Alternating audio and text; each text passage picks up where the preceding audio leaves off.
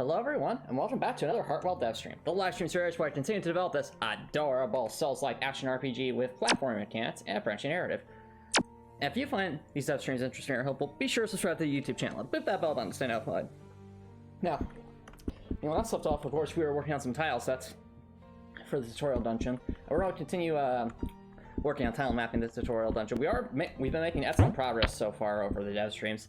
And the good news is that outside the dev streams, I've also been making some good progress. I've actually been working on the main menu for Heartwell, making sure the UI is getting drawn and actually programming it. So I've got most of the UI drawn. It's just a question of implementing things like options and save files and so on and so forth.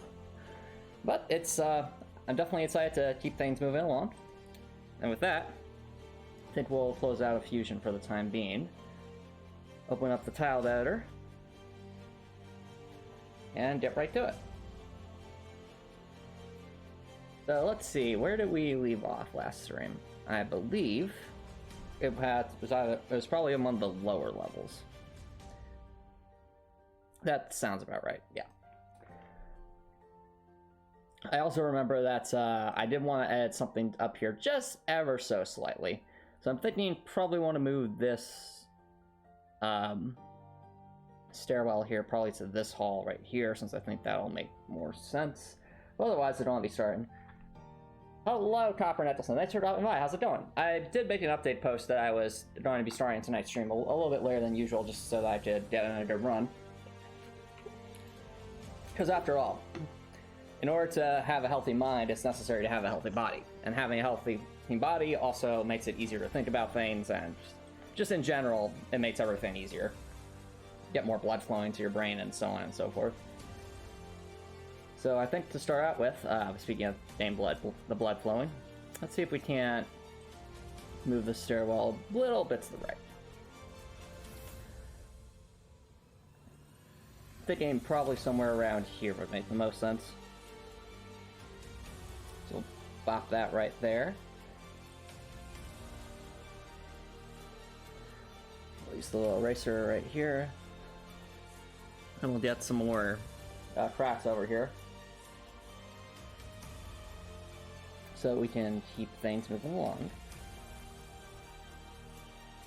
I remember the crafts being somewhere in like the newer sections of the tile sets. Or actually, no, it was bottom looking up. Yeah, there it is. Okie doke. Let's put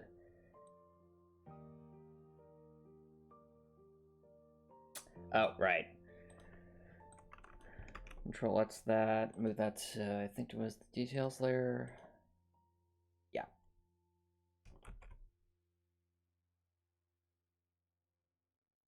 There we go. Now it's looking a bit more like we would have wanted. Alright, with that right there, should have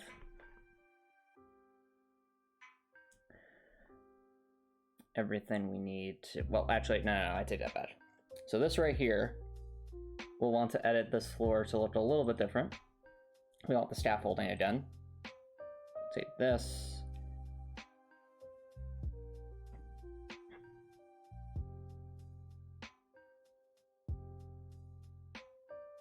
Move that there.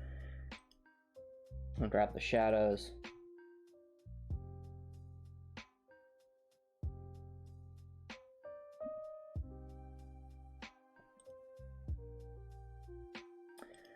And of course, we'll grab our... Yep. And that's the details layer 2. Actually, I think details layer 1 will be just fine. Bop, bop, bop. Bada bang, bada boom. We've edited that top section. Now let's move on to, I think... Yeah, let's move to the level below this one. Alright, chat, so... in terms of things left to draw down here, the big thing is the center here. So, right now, this section looks a little bit barren, and I think we can honestly do a bit better than what we have here at the moment. So let's brainstorm for a bit. Given the fact that there is the giant grating here, this obviously has to be some kind of drainage canal. Which means we could probably have like some kind of piping here. Maybe that would make some amount of sense. Piping and some kind of metal. Well, we need lots of water. How would we make water work here, though? Well, not water per se, but some kind of... I think, okay, leaning to me, we might need to draw some new things. So, we do have pipes, but we don't have, like, horizontal pipes. Let's change that. Go to our tile map editor. I think what we can do is have pipes that are like at this level, but looking more like this. Let's see here. If I were connecting these, how would I do that? Well, let's start by making a new layer. So they're connected like that. I think the obvious starting point is going to be to draw this up here. So that way it looks like they're extending beyond that. So just like that. Grab a little bit of that. And by having the pipes like this, it would mean that, well, in theory, we could just kind of grab the tiles like this, stack them on top of each other. And if you look down here on the bottom right, that's what it would actually look like. It would look like some sort of, you know, section of pipes that's a bit higher up. Which, you know, it's not bad. But I think we can do a little bit better, because at the spacing we're currently at, it would look kind of more like the vertical pipes. So let's do something that kind of loops back on itself. I think that would loop back on itself.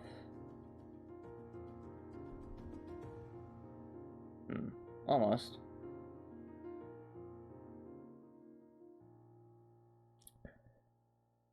Oh, I know what we have to do. Move this over here so it looks like it's just kind of connecting.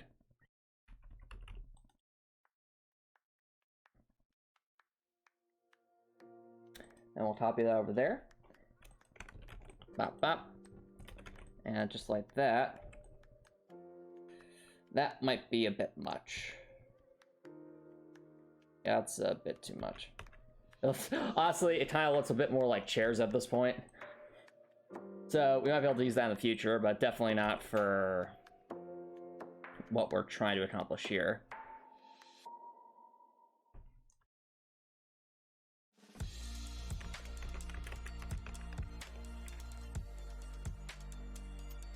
Alright, in that case, yeah, let's move this down here just so we have it.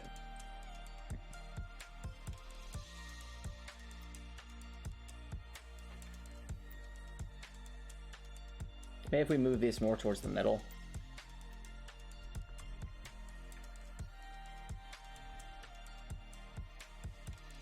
That way it's a bit more connected. Alright, that's the news. You found your glasses. That's awesome. Glad you found your glasses, Copper. That'll make it easier to see things.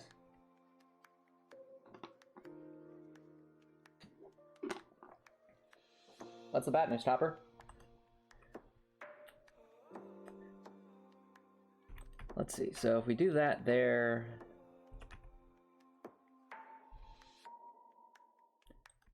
The other thing I was thinking is we might be able to use the top of the shells as sort of like a scaffolding, if you will, that would kind of be on top of here to make it seem a bit more dynamic. So we'll pop this over here, boop, boop, and then connect it all up.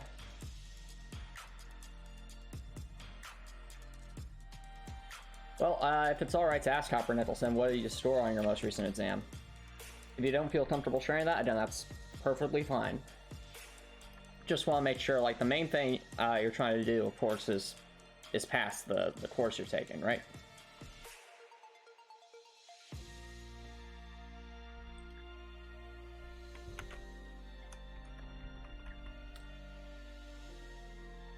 Because if I remember correctly, Copper, like, I think you said you got, like, maybe a 98 or something on your last exam, which, again, is really, really good.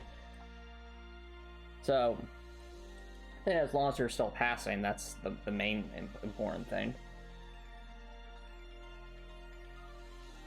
So, like, I mean, even when I was in college, like, I remember, you know, sometimes, like, the first exam I do very well, maybe, like, they had 93 or something, then maybe the second exam, maybe I did an 82 or something. That's perfect, you know, that's still a B, that's still... But you still... No, Copper, a 95% is amazing, dude. Why are you so pessimistic about that? Like, in all the classes I was taking in when I was in college, like, 95% was very rare. Like, very, very, very rare. Like seriously, dude.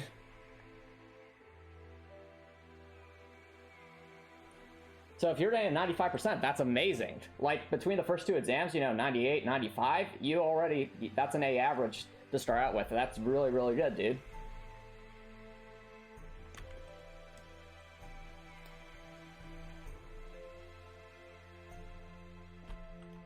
So, let's see here. So, okay, so this that's up decently well. If we were to use this as the baseline. Alright, grab that. Yeah, alright, there we go. That kind of looks like an elbow shape. Still thinking we need some kind of platform, though, just to really round it out.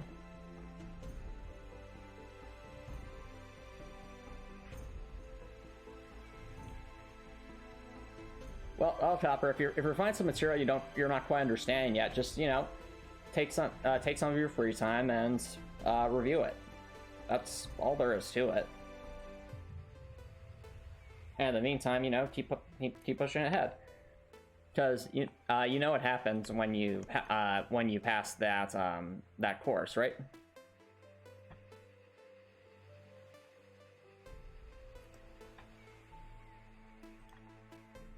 Let's see here.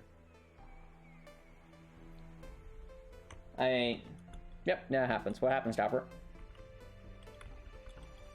You'll have...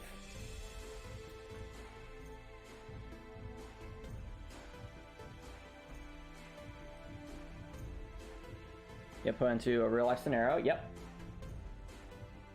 Well, sort of, Copper. You see, the thing about actually being in the workforce is that there is lots and lots of stuff that they don't teach you in school or in classes or such, that you only learn just by being on the job. The point of Copper, the point of a class is to get you into the mindset you need for a particular career path, and to have a basic, we'll say, floor of understanding, so that you'd be qualified to be able to succeed at a particular career path once you get put into the field. And what that's just and you know, I've been saying, Antomicx, so you put that into simpler words. The TLDR is this: if you pass a course for a particular subject, then that means that as long as you did your best during the course, you have the basic credentials to be able to succeed once you're hired, by learning what you have to do. So, based off that, Copper, if you got a 98 on the first exam, 95 on the second exam, that's great. That means you're in a good position to be able to learn what you need to with your any future career that might result from that certification. Are you following me so far?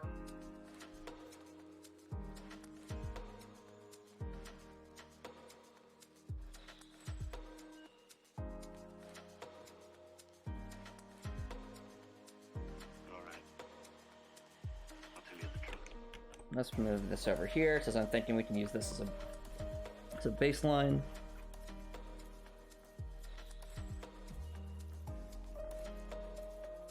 And we'll grab that. Oh, no, we'll grab this rating. Yes, this rating. Good. All right, we'll grab this rating, and we'll adjust it so that we can make it sort of almost like a platform up here. Oh, no. We'll move that. Or that's all material. Of course, we won't be able to hear past answers anymore. I mean, Copper, like, as long as you're doing your best to learn the material, yeah, it's good to take notes, but that's not, you know, a negative thing. Like, I can tell you in my line of work, and keep in mind, I'm an engineer. I do have my, I think I do still have my notes from college from like all the various like engineering courses I took, but I honestly haven't had to peek at them once since I started working, and that's just because, you know, there's plenty of resources available at the place I work at in order to succeed, and that's not an abnormal thing. Like in, you know, out in the workforce, it's not like an exam where they're like, you have to memorize everything and recite it from memory like on the spot. That's not how it works. Your ability to succeed or in the workforce is dependent on your ability to recognize what you do know and what you don't know, and when you don't know, knowing where to look for the information, whether that's asking someone who might be more knowledgeable in that particular area, or finding knowing that there's some compendium of information to look at that might be able to help you get to an answer. So, am I making sense so far, Copper? It's like I can totally understand the desire to want to have the additional information back for future reference, but if you're already doing this well in the exams, like, it's not like, it seems to me like you'll probably, once you finish the course, you'll probably have an ample foundation in order to succeed.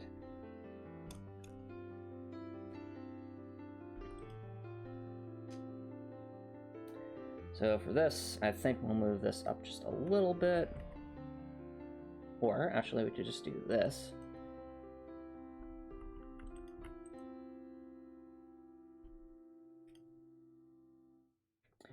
Grab that. Grab that.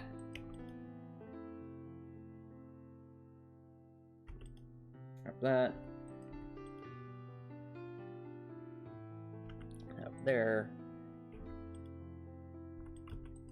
Put this over here. So now we're making like our little platform. Ta-da! Well, more so the outline of a platform. We might honestly want to move this a little bit further in. Actually, no, we can try it out. Let's grab layer 2.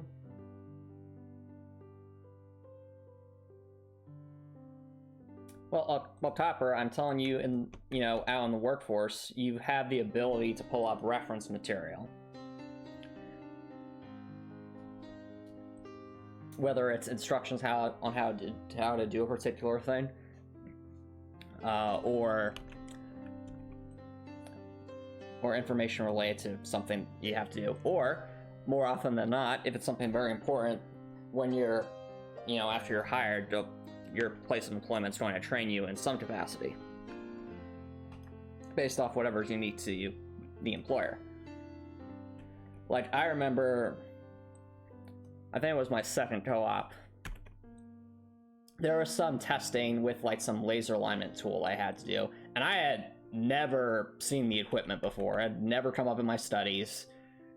Like, obviously, in my studies, I've been taught about the importance of testing and things, but to actually use like a real laser alignment tool was a very novel thing for me. And not to mention, the people who know what they're doing with it, it still takes them a solid hour to set it up. And thus, what happened was, it wasn't just a situation of, oh, I didn't memorize this thing, now I'm doomed. It's, oh, there's this unique thing for this job. Someone instructed me how to use it, and then pointed me in the direction of where to look or where to ask if I ever got confused. And that was that. Then anytime I needed to use the tool, I'd first start out to the best of my ability, and then if I felt like I was getting stuck somewhere, that's when I would either ask for help or refer to the guide that was left for me.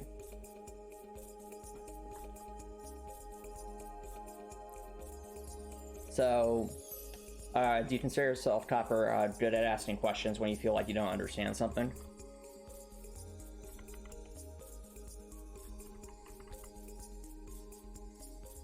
Yes, that ability to know when you don't know something is very, very valuable.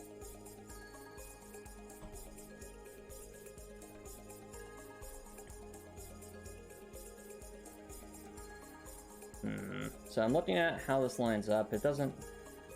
Let's see.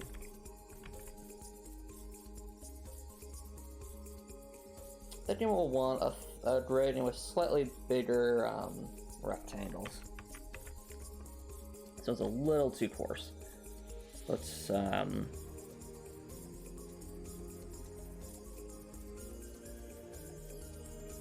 no, Copper, asking questions as you put it too frequently is not a negative thing. It's the mark of someone who is able to recognize their limitations while still wanting to succeed. So asking lots of questions is a very, very good thing, I think. You'll end up with a much richer understanding of things than someone who doesn't, for example. And the person who doesn't ask a lot of questions is more likely to make a major mistake.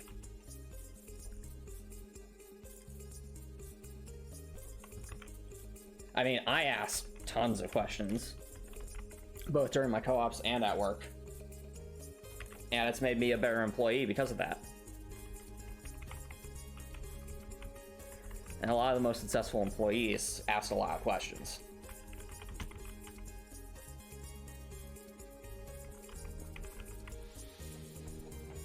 So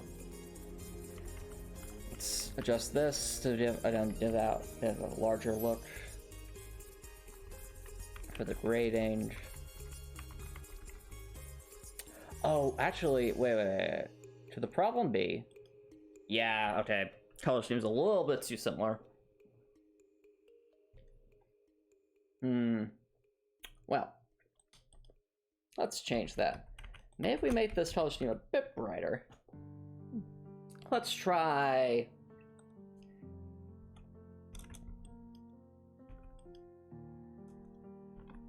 turn it up maybe about 8 or 10 pixels in terms of light. That. Grab that. So it's a bit more of a brighter grading. Let's see how that looks.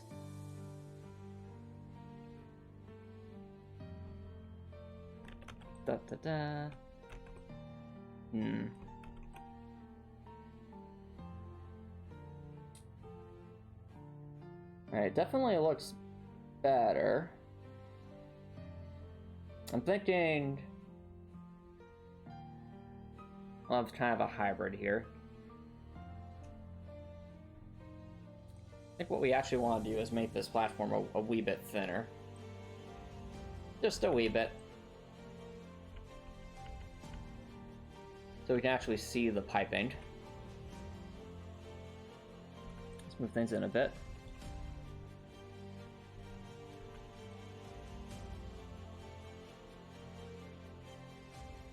The layer in.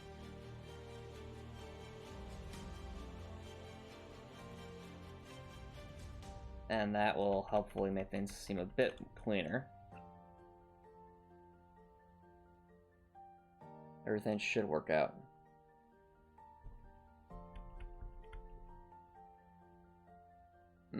Oh! Well, that's a happy little accident. Look at that, chat.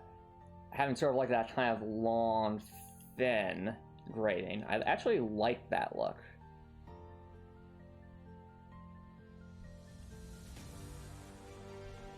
I need to suits this section quite well.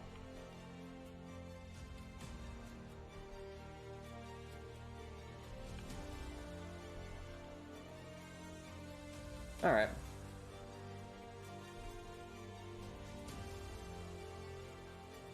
Well, in that case, let's widen that grading just a bit down here.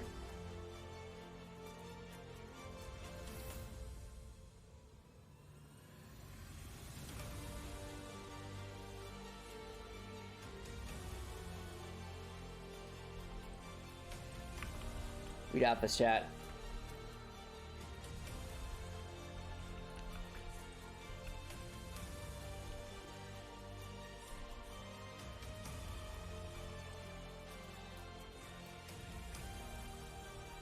Grab that, grab that.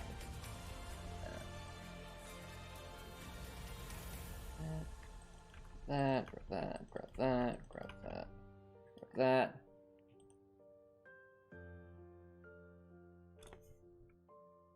Delete this. Okie doke.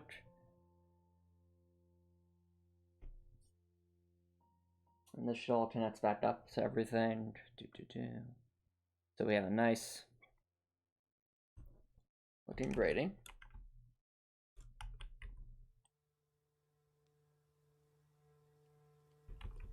Grab that, grab that, grab that, grab that, grab that. Without further ado, make things a little bit brighter yet again.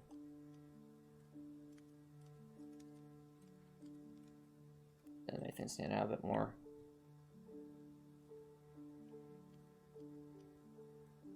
Does that make sense?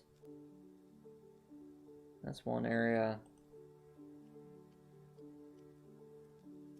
Okay, I definitely like the brighter because it adds a bit of contrast. Yeah. Let's go with that. That'll look quite good. Or, I think it should anyway. We could also have a bit of a taller platform here, so it lines up a bit more nicely. Let's shift that up one. Yeah. And shift this up another. I grabbed the wrong thing. We got it. There we go. Alright, now it actually looks like it's part of a nice little platform. It's looking good.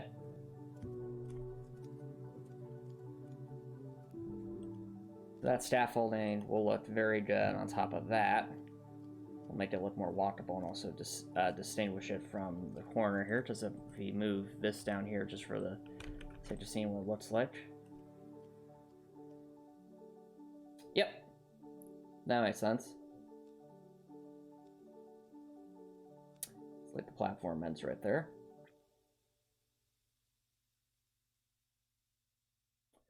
Or we could do something like this. Or it ends just a little bit before that.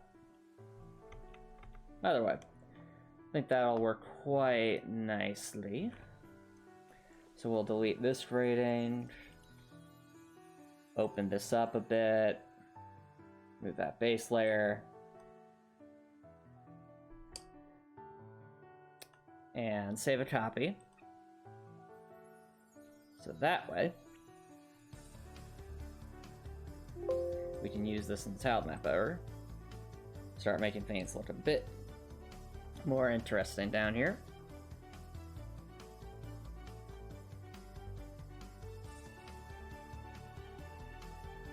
So let's grab that.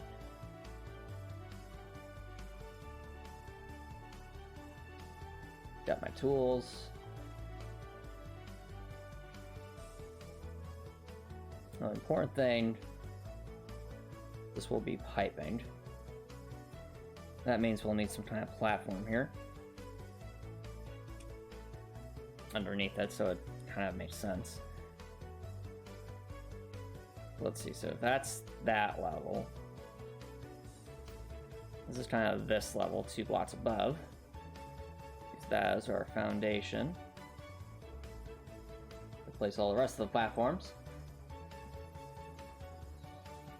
Yeah, okay, so this one. So,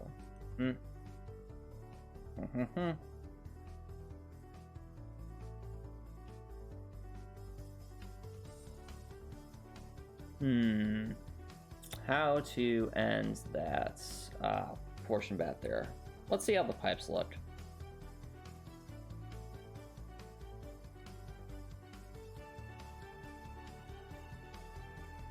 Once we start placing them. So where are my pipes? Pipes are right here.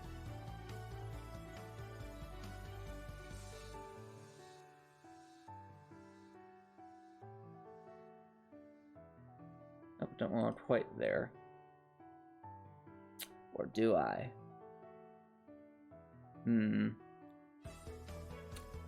Oh, I see what I should probably do. Probably add the background layer to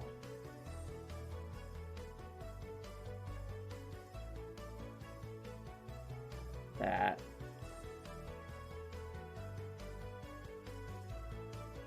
Yeah, just like that, so it actually looks like a wall.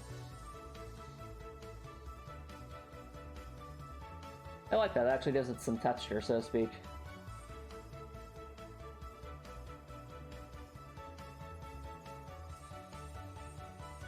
Well, Copper, think of it like this. Asking questions doesn't mean you're lost. It means you have a willingness to learn. And a willingness to learn is a very, very, very valuable quality in any employee.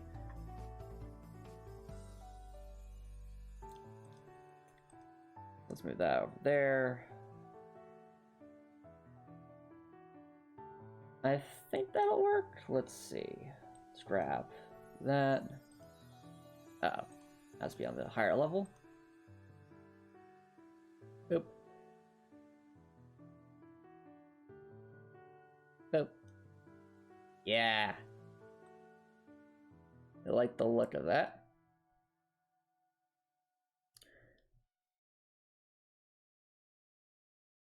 It definitely seems to fit quite nicely. But let's remove the grid just to make sure it doesn't look too weird. That's what I'm noticing is it might look like this pipe's just trying to cut off there.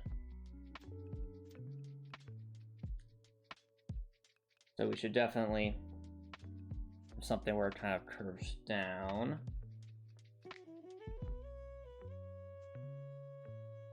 And now you just feel bummed out. Well, Copper, you're looking at it from a glass half empty perspective. I'm telling you, like, there's ample reason to look at it from a glass half full perspective.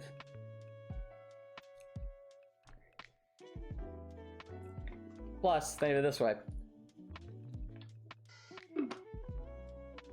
Looking at things so negatively only just makes everything harder, because it gives you less drive to complete things. But why do that to yourself, Copper? Why not instead look at things, you know, objectively but also positively, so that way you feel more motivated to accomplish what you gotta accomplish. There's a saying that success breeds success. And having an optimistic outlook can definitely help with that. Oh, don't say now you're not feeling in a good mood to exercise right now. I mean, Copper, if you're not feeling in a good mood, that's usually the time to exercise. In fact, just earlier today, I was feeling like a bit stressed out because I was busy at work, and then I noticed that it was going to be very nice this evening. I'm like, all right, I'm going to take some time to myself so I can go for a run and start to, you know, run off some of these stresses. So I feel better, and guess what happened, Copper? I'm here. I'm feeling energized. I don't have like this big like feeling of like sand or heaviness in my head because I burned that cortisol by running. It feels good. So, oh, if it's a nice thing you feel like you might want to go for a run or a bike ride or something, go for it, dude. It's a great stress reliever. Plus, it's good to get outside and just feel the sun on your skin, or I guess the sunlight, the sunset on your skin, and breathe in some fresh air. Really do calm the nerves. speaking of common things, let's make another pipe here. This one will have a little bit of a curved end, so that way we can... Actually, would that one work?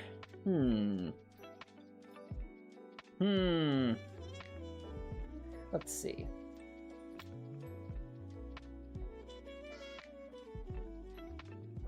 Actually, that one does work. Alright, never mind. I think we have the materials we need. So, cortisol, copper, Nicholson. I don't remember if it's like a hormone or something, but I think it's like the stress hormone. So, basically, whenever you're feeling like stressed out or super anxious, that means you have a large buildup of that feeling comes from cortisol. And I'm pretty sure it's with a C, copper, Nicholson. But the thing about cortisol is it's one of the first things that gets burns when you're exercising or doing any kind of physical activity. So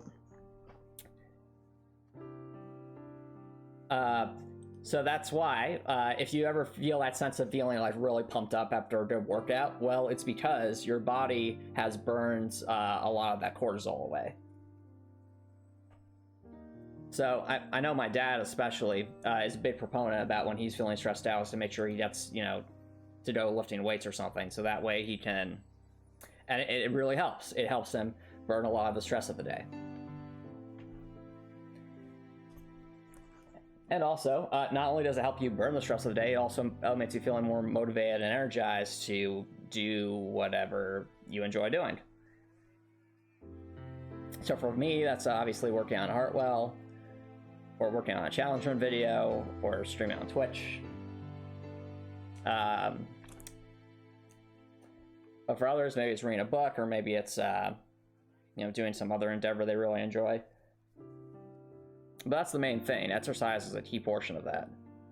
I can tell you from experience, the days that I feel stressed and I don't exercise are super unproductive. And yep, cortisol.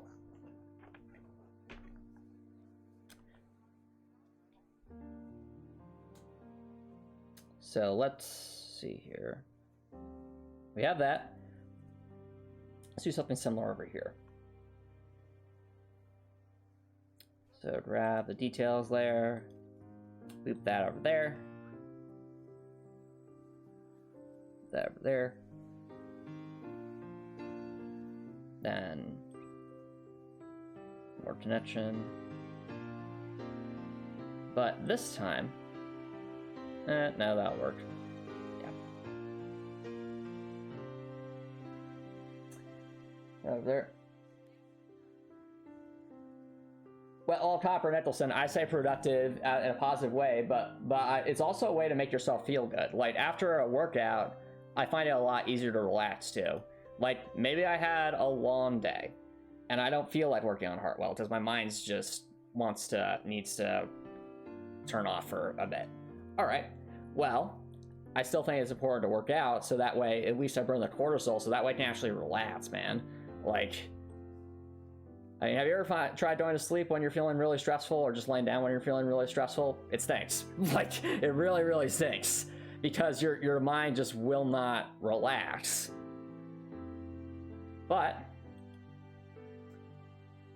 after a little bit of exercise to help burn some of that cortisol, all of a sudden, mind feels a bit clearer. Then it's much easier to like take a nap or watch a show and enjoy it,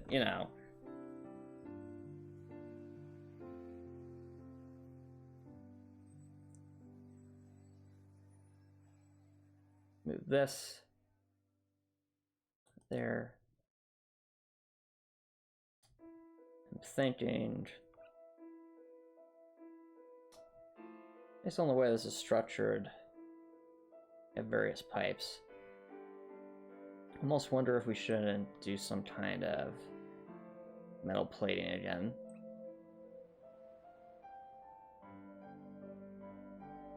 What did it look like in the upper floor?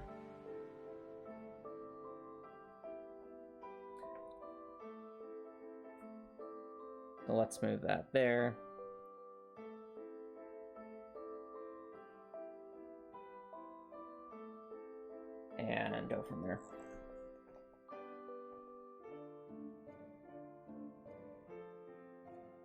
Well, there's a difference, Copper. The pills more likely than not only mask it or temporarily alleviate it, whereas exercise actually, there's more benefits to it than just relieving stress. You also, you also start producing, when you exercise, you also produce a lot of other hormones and stuff that make you feel good, and it's a lasting thing. And it's not reliant on medicine. It's just something you can do.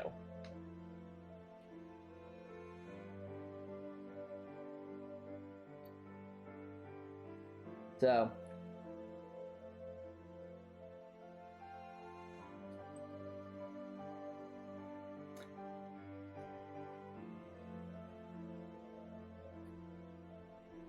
I mean, you don't have to listen to that. I mean, what were they yelling you at you for, Copper?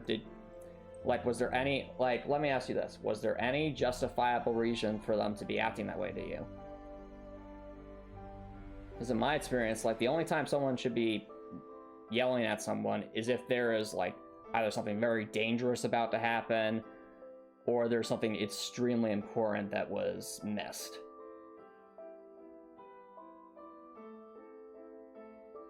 Is it either of those scenarios?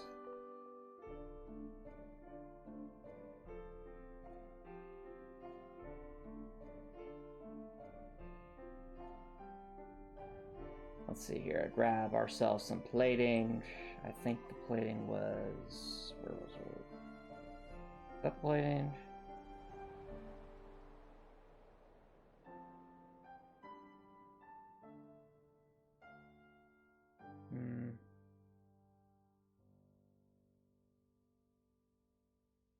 Okie doke.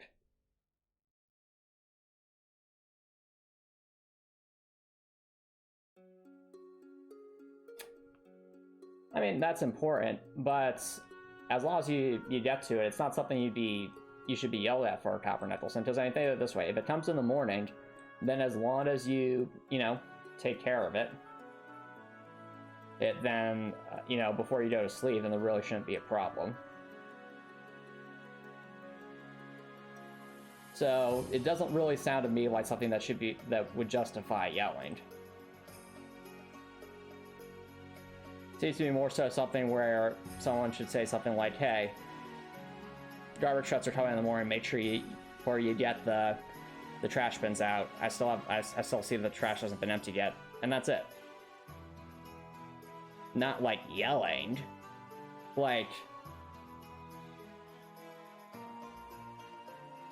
So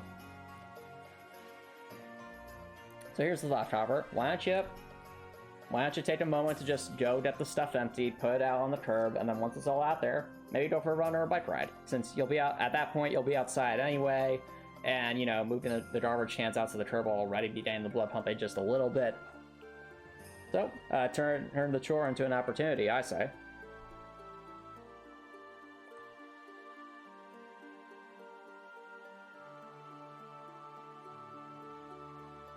And then after you go for a nice walk or a bike ride, you can come back into your room, you can relax, and do anything low-key that you want to really tone down for the day.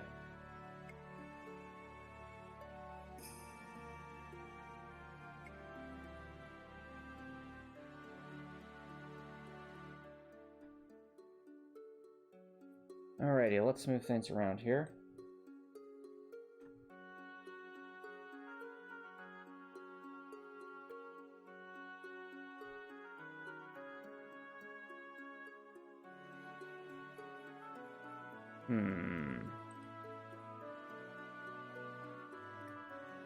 How is that? Oh, underground details too. Let's move that right there.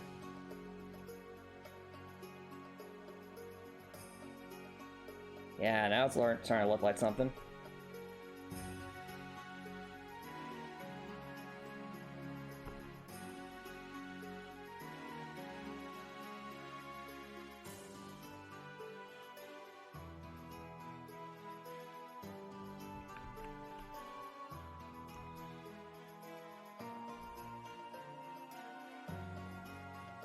That there.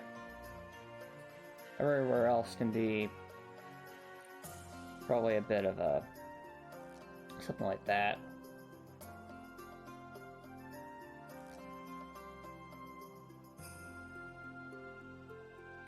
over here.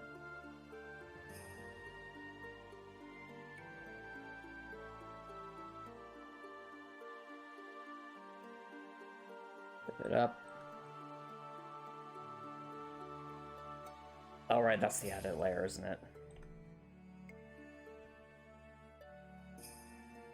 Yep. No, babe. Move it around.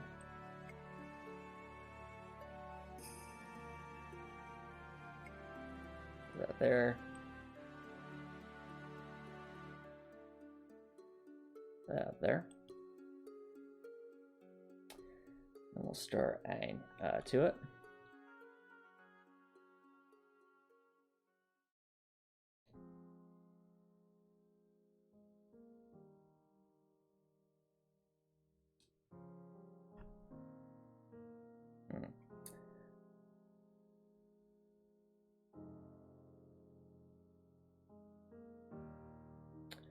Alright, so let's grab these pipes over here to, again, make another section of piping over to the left.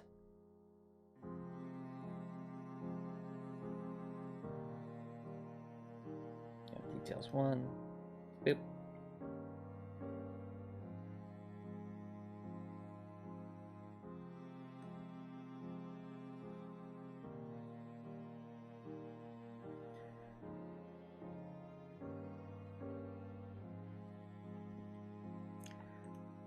I really do enjoy these tile mapping sections, chat. I find it to be very, very soothing to bring sort of a map to life. Just before, again, it kind of just looks like this, which is us trying to figure out what these areas are supposed to be just functionally. But now we're actually giving the levels their character, so to speak, by giving them their tile sets. It's really cool. It's a good way to have our imagination come to life. Very much looking forward to hopefully getting the demo done sometime this summer, so that I'm thinking it's probably going to be either late summer or early fall with the demos ready to go and available for everyone to play, provide feedback for. Super, super excited for that. And this is another big step towards that goal. Yep, it's probably, yeah, I started this back in, I want to say, late March, early April 2020. So it has been a little over 3 years, but I think it'll have been in 3 years well spent. No pun intended, because of Heartwell. Because, you know, well puns. I'll be here all night. Alright, so I like the pipes. Part of me that feels like, wait, I have an idea. Around layer, around layer.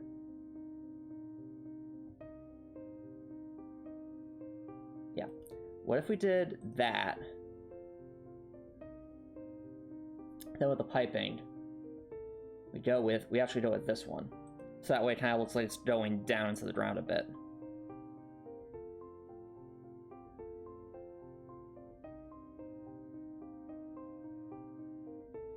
I think it could work if it looks kind of more like it have a bit of an outline to it, which we can do.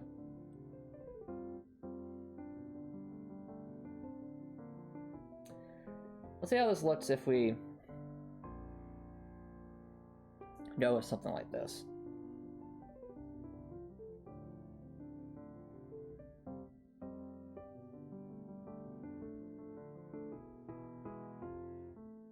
We got that over here. This over here. And some of that.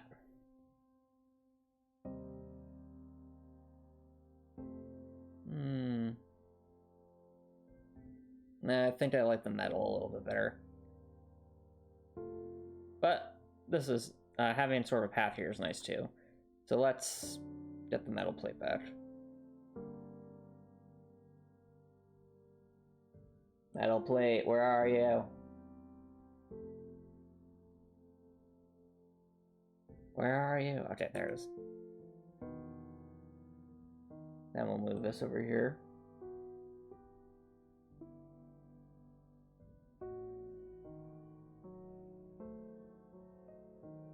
then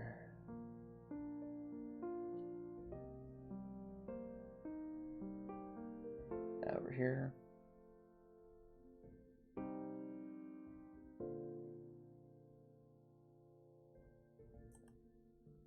There.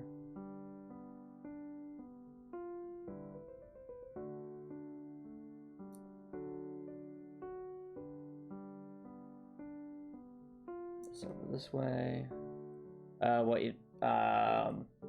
don't you have topper? Is something in the pixel art here not making much sense? Because I can try to explain it. This is an area where I think water would either be moving through. So the piping would be there for that reason. Oh, the pun. So let's see, what was the pun again? I said it's 3 years well spent, and the game is called Heartwell. So that was the pun. Because I've been working on this project for 3 years. And I said it was time well spent. And the game is called Heartwell. Oh, this isn't programming, Copper Nicholson. This is just tile mapping. So this is more level design than anything else. Like, what I'm doing right here requires no programming on my part. This is me just drawing a map. So you could do a similar thing with pencil and paper, if you really wanted to. That's effectively all I'm doing right now. There we go. That looks a lot better. A lot more interesting. Close that. Okay, 1 second, chat. I'm gonna take care of this.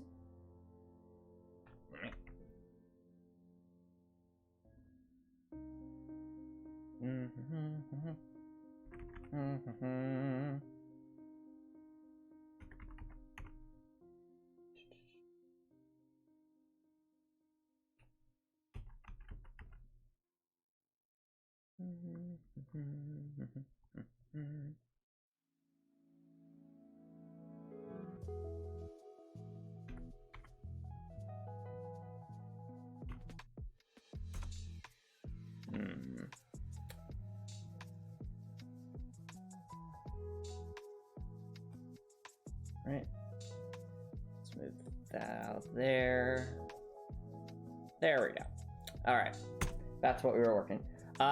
So what was happening, chat, is I was trying to hit the button I usually do to set up the Be Right Back stream, but it seemed for whatever reason it wasn't working. But as soon as I pressed the num lock once and pressed it again, it seemed to fix itself. So we're all good. I think. So for right here, where we have ourselves a little platform, I think maybe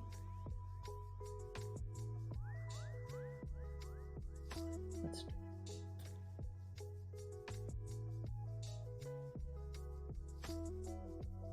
Oh, it's another one of these. 1 second, chat. Boop.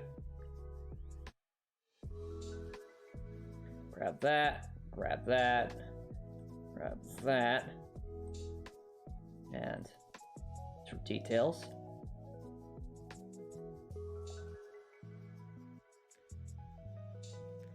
Do we want some kind of bots there? Maybe the bots would make sense. Something to make it seem like it's not just some random platform. I'm thinking we'll grab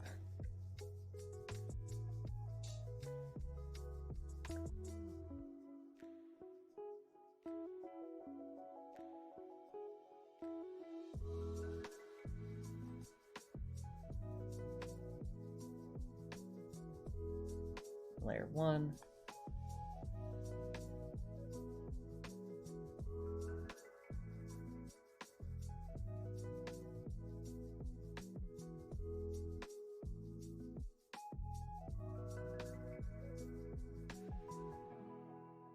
Whoops. All right. Around layer 1.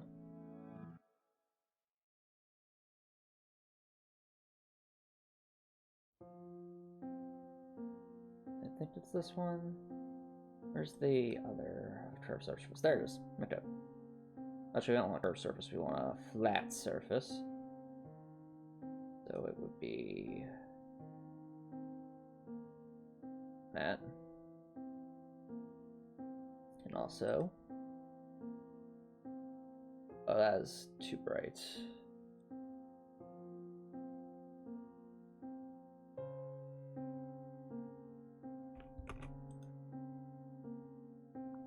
Now these tile sets seem to be lining up quite right.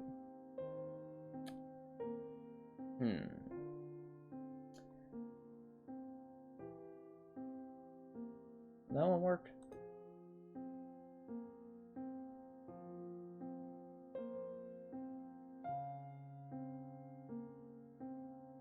Not quite.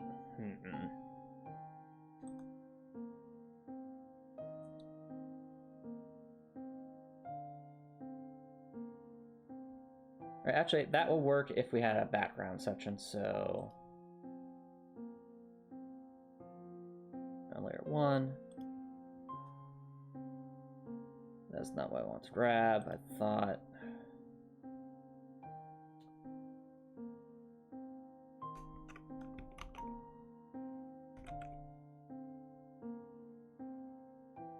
There we go.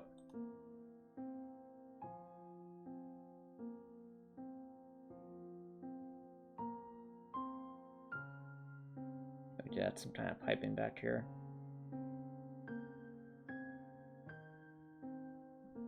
That way, it all lines up very nicely.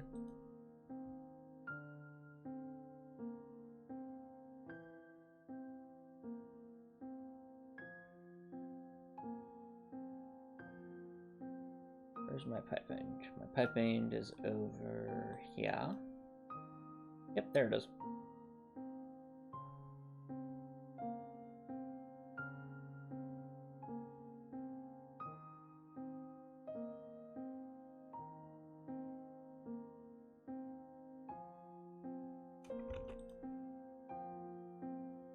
Alright, class with a little bit of piping. I think maybe the detail of some kind of lower drain would make sense. I think, yeah, there's something like that, or actually, that might be good if it were kind of more towards the top, which I fortunately don't have. Oh, that's a bit weird.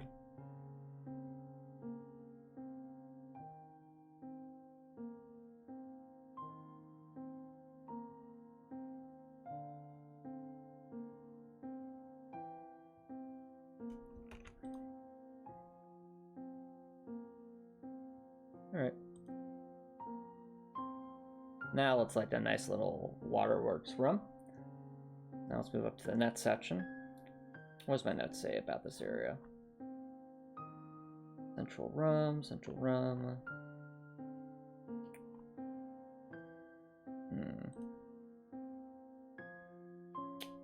Well, chat, this would actually be a decent place for a first break, so don't go anywhere, guys. I will be right back.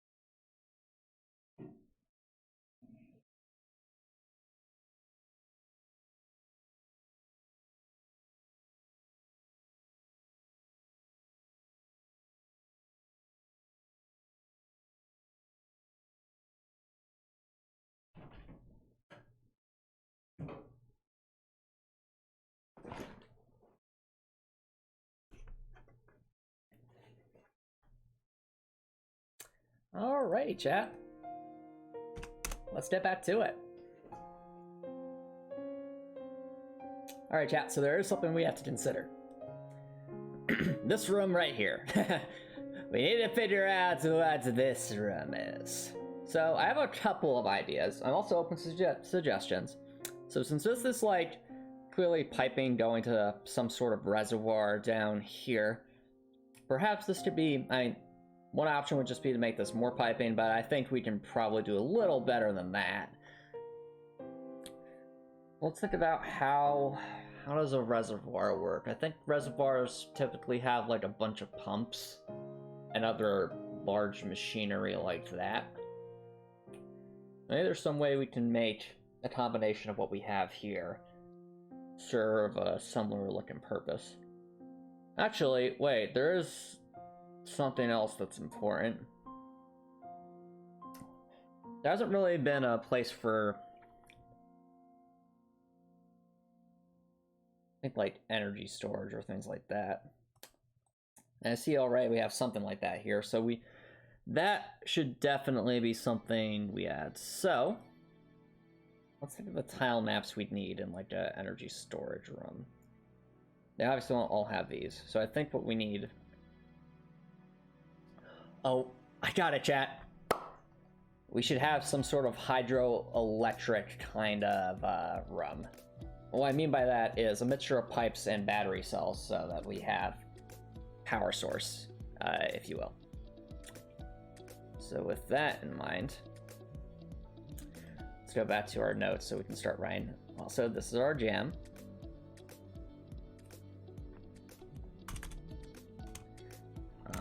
Hydroelectric power station room.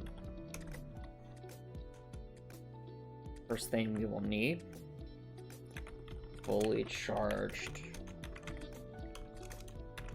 battery stack. So then we will need pumps, generators, and some kind of, we should definitely have grading with water beneath it, so I think that means we're definitely going to need some kind of water, which I think we just use for some kind of blue tiles for the time being. So let's start with how this would be structured. I mean, it's not like we don't have blue tiles, it's more so that, actually I guess we kind of don't have truly dedicated blue tiles yet. Alright. Well, let's start with the obvious. We need something to represent water. So we have that. We can use that as our foundation.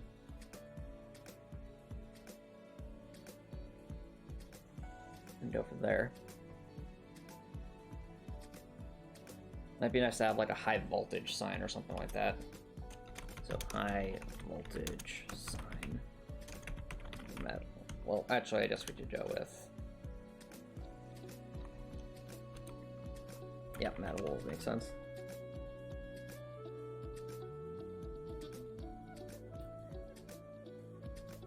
Let's hop to it. All right. First things first, we need water. And to get water, we need this.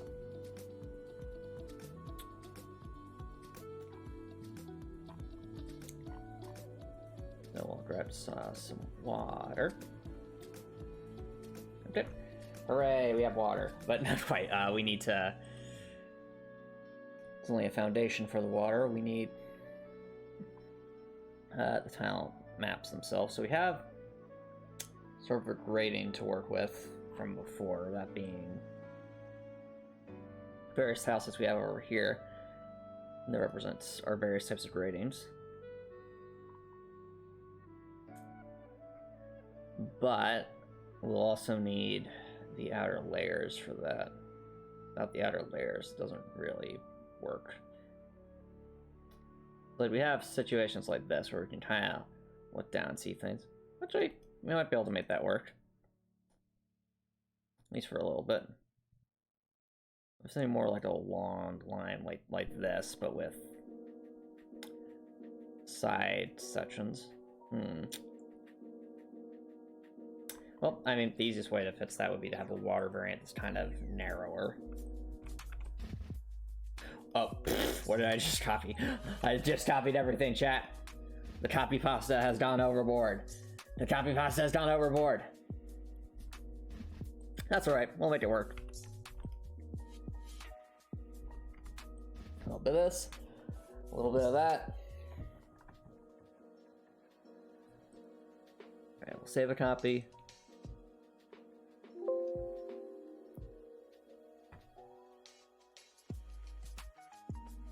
What did I do? Something weird has happened.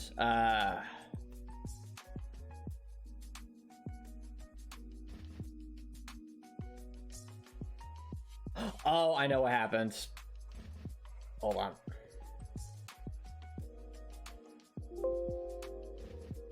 Alright, now everything should be out to normal. There we go, that's better. I accidentally saved it without a dark background, and that's caused the problem. That's alright, it's all fixed. So, with that in mind, let's start by grabbing us some... Start with the background layer, which will be the foundation. In this case,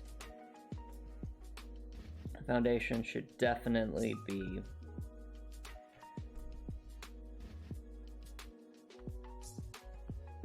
some sort of stone.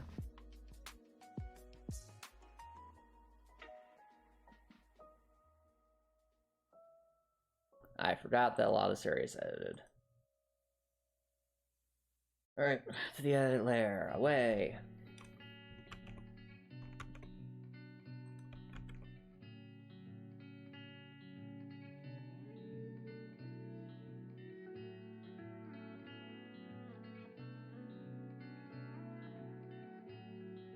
There we go. Now we can edit this as we see fit. Bada bang, bada boop. So as a little test case, we'll put that there. Well, there's this here. Grab ourselves the grading for the underground details. Well, underground details too, actually. The grading is somewhere around here. This will allow us to really dive into the details here.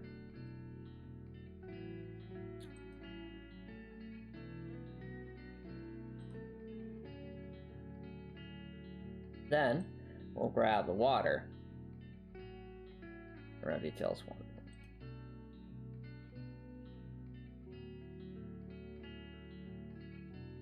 Yep. And just like that, we have water grading over water, which is excellent. But I think we can go further beyond this. And the way we do that is with this.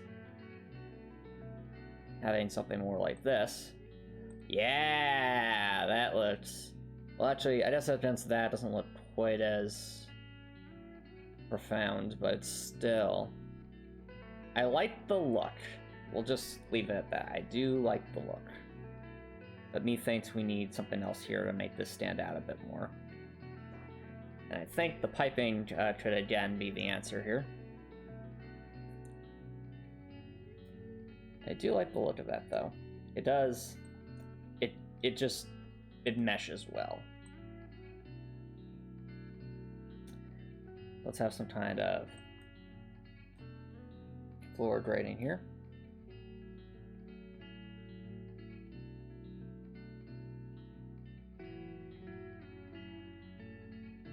Grab it.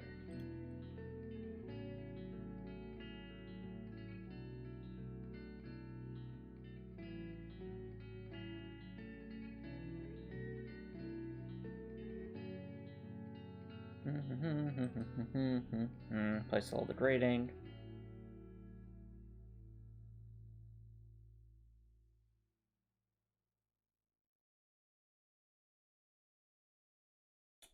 Grab water from below that.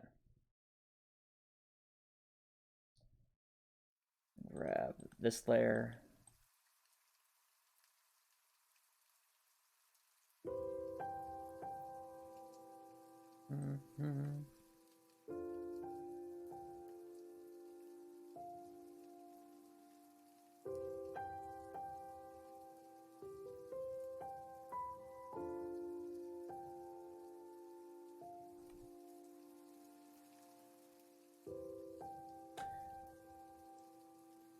Okay, underground details 1, so we can finish that brain up right here. Love it. And at the top, where is it?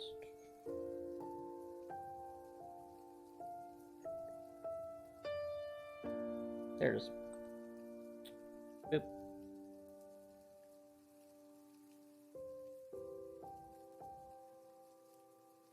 And grab the water, so that's beneath there. We have that appearance again. Looking good. We'll grab the gravelly floor.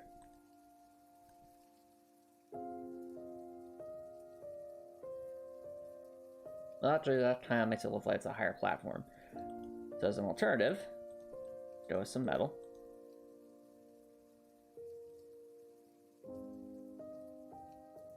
Metal definitely makes it look a bit more industrialized. And I like it.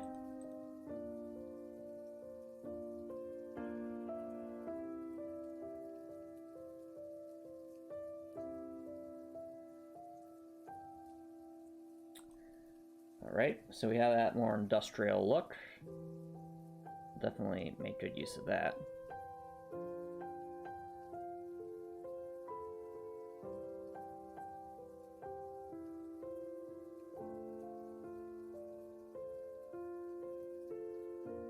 Bring this over here. Actually, what if we went with like... No, that looks a bit bizarre. Okay. There we go. We'll put a little bit of that right there.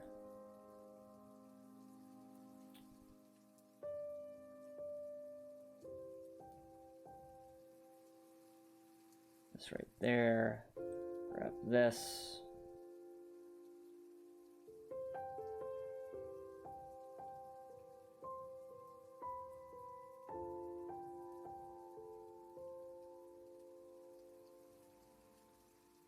So yeah, the piping again,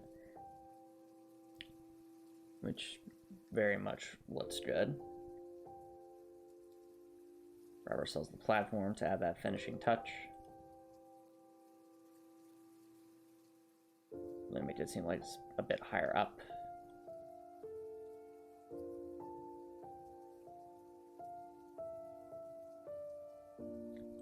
Then here, we'll grab that, and that, that. Excellent.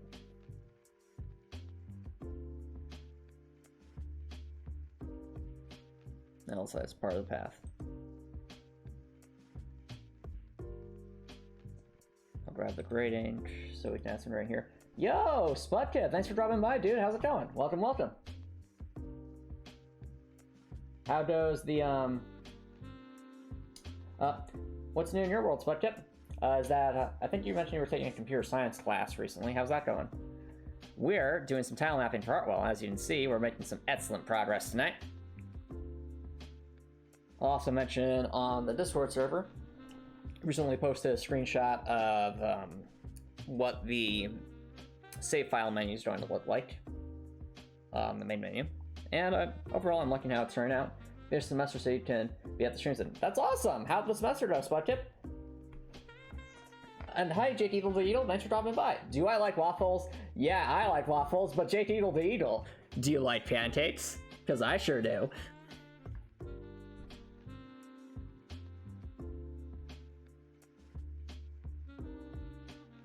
Yes, I get the reference, Jake Eagle the Eagle. It's a good meme. It's a very good meme. Yes, you like pancakes.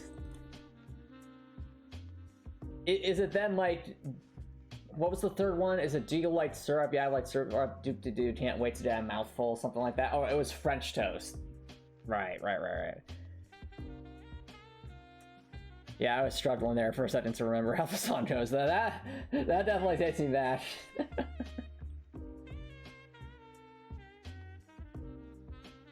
So Spot Tip, since you finished your semester, I guess what will you be taking next semester? Will there be like another more advanced computer science course you'll be taking?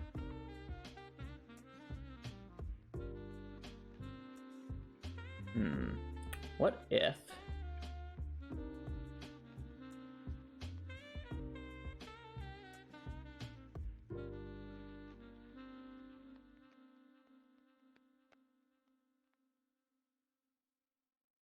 Like this. And the details are identical here. We'll go from there. You have a hardware course you have to take over the summer, and then you're finished with your degree. That's awesome, Spudtip. Congrats. I'm happy that you're almost finished. So I encourage you to finish strong, and then go out there into the world and make good use of your degree. Okay, so you're watching a baseball team, and for some reason the players have these peculiar names. Who was on first, what on second, and I don't know who's on third. Oh, I remember that skit. That's a great skit. Really, really classic comedy.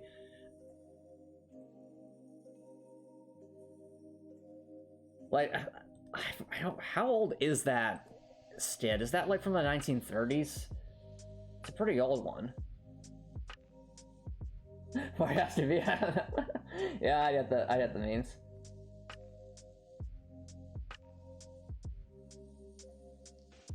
And who's on third? First meeting, yes. That takes me back.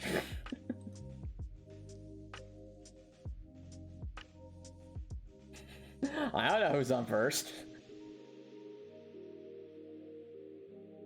Can you tell? Now, the real question, can you tell me who's up to bat? Or does anyone know who's up to bat? That's the real question.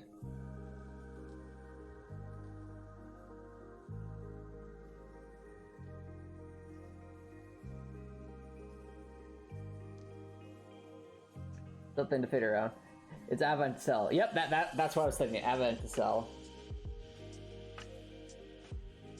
You don't care who is at that's that. Fair enough. Fair enough. And that's not technically relevant.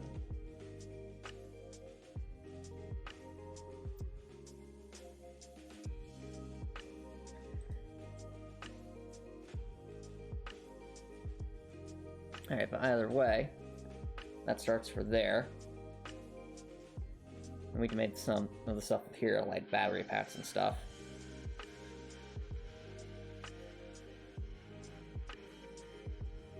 Things to consider. You don't care who's up to that. Fair. Fair. And we'll go from there. So we got this placed up. But I think... yeah, so water is basically done. We got that. Some things we do want to create, though. Let's start with the battery charger stats, since we already have a foundation for that. It's just a question of making the fully charged version, since this is one that's only partially charged. So let's make one that's fully charged, as they would say in Team Fortress 2. I'm fully charged.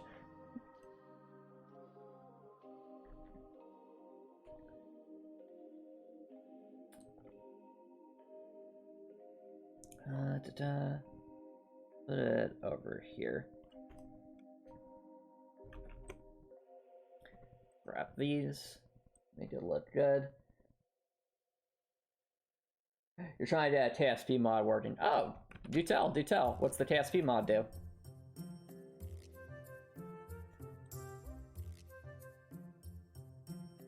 Yeah, actually, Spudtip, since you recently finished a semester, I noticed that Copper seemed to be having a lot of, expressing a lot of stress about the course he's currently taking. Do you have any advice for him on how to, like, you know, get through a course when there's some challenging material in there? It's the Carbon Dynamics OD, basically. Oh,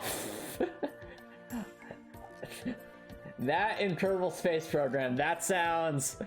What would you even do with that? Just more chaos? Is that the goal, Jade Eagle the Eagle? Let's cause absolute chaos.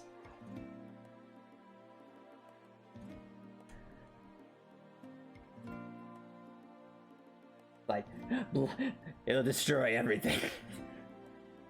So that all seems like turning from like a space program out into a warfighting simulator. Is that the goal, Jade Eagle the Eagle?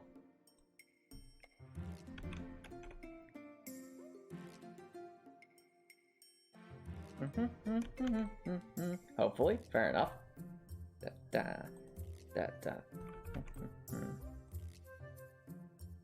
Alright, so that's a fully charged one. Now we need one that's a bit less than fully charged, shall we say. So I think the easiest way to do that is just going to be to move this down here.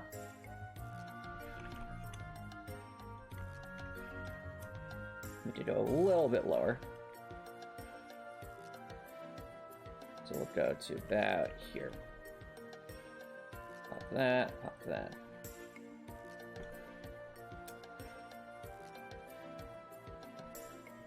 You hope to have a blast on Mythbusters? No one intended. That's good. That's real good. I hope you have a blast as well, Drake Eagle the Eagle.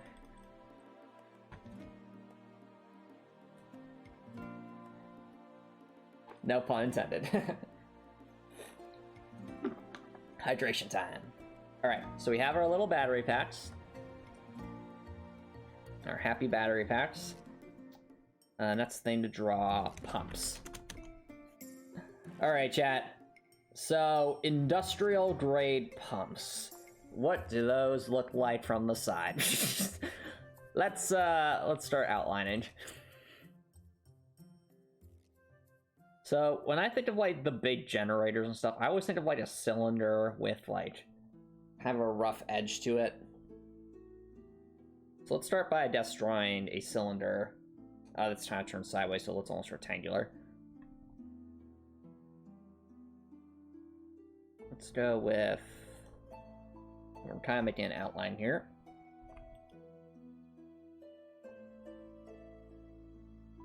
How much space do we have to work with?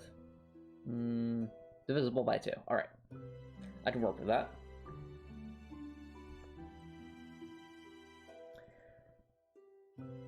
So, that'll give us a nice round shape, then we'll pull that apart. So this is a little tip and trick for pixel art, chat. Sometimes when you need to make a rounded surface, it's good to draw a circle first, and then, like, draw it out. So, for example, like, I know that I want something that looks like it has sort of, like, a rounded edge to it. So I've first drawn a circle. Now I'm going to pull this apart. So that, and then I fill in some lines here and here. And that very easily, well, once I have the right color, that very easily, as you can see in our little preview window down here, gives us a nice little orb shape. And obviously we can adjust it to make it look a little bit more like what we want. So, like, I imagine this probably have to be just a little bit off the ground. Something like that, so that we can have, like, a little platform here. The thing you're trying to fit is explosions not being the proper explosions. Newts don't explode like newts. Fair enough, fair enough. But it says, you would talk to the professor and see if they can help with stuff you're not understanding.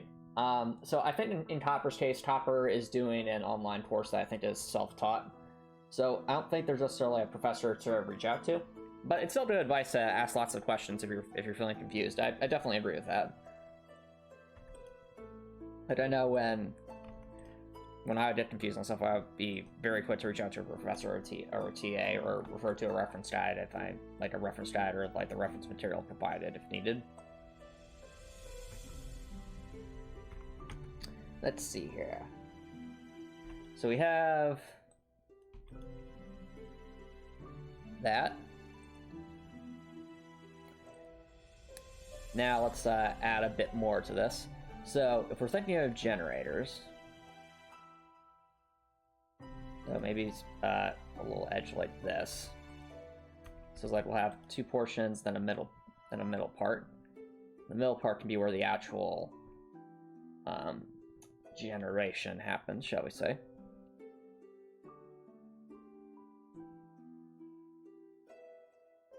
So on the outer edge, well, something like that.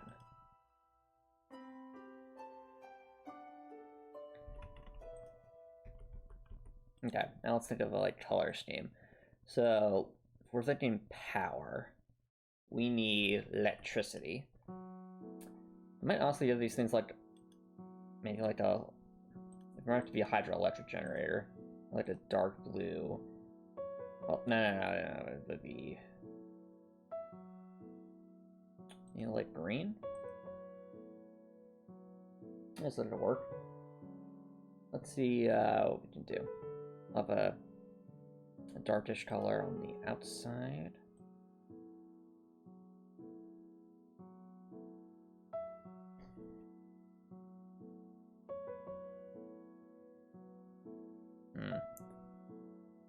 It's also tricky because these are at different elevations, so trying to maintain that sense of elevation is tricky. We'll have to go from there.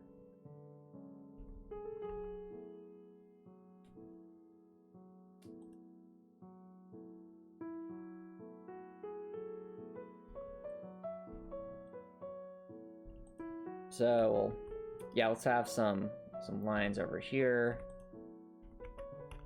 That sort of connected looking appearance.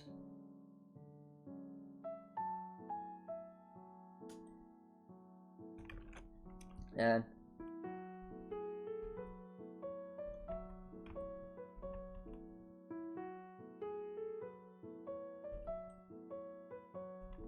there we go.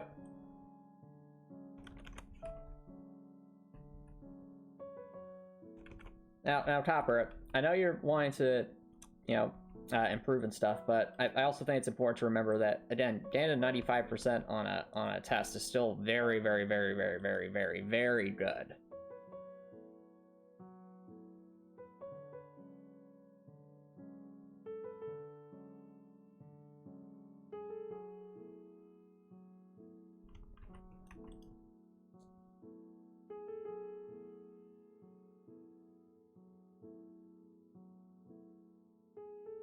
And let's make this a light grayish color. Probably something like, yeah, like that.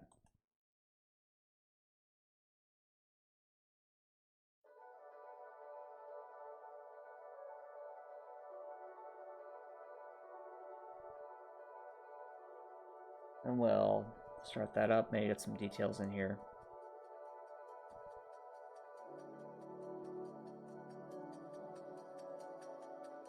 Yeah, it would be a little bit darker here to then add that sense of elevation.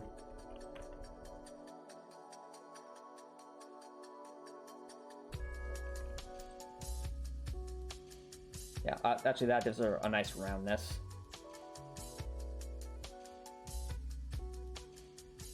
We'll grab that.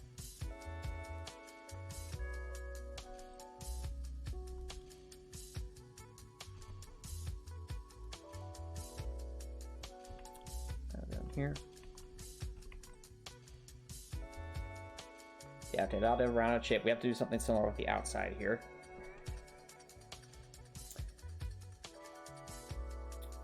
Maybe if we go with like the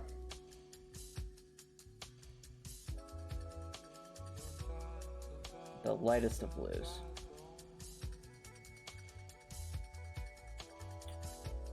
Or actually, I guess more metallic would be better.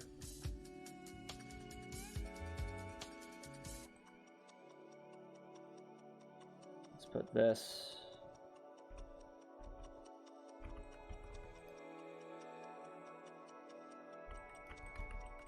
over there.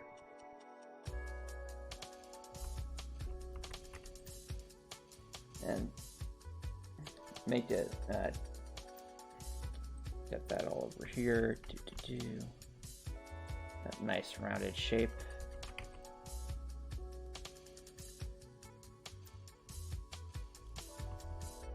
For up here, we'll split the difference. 50 over here.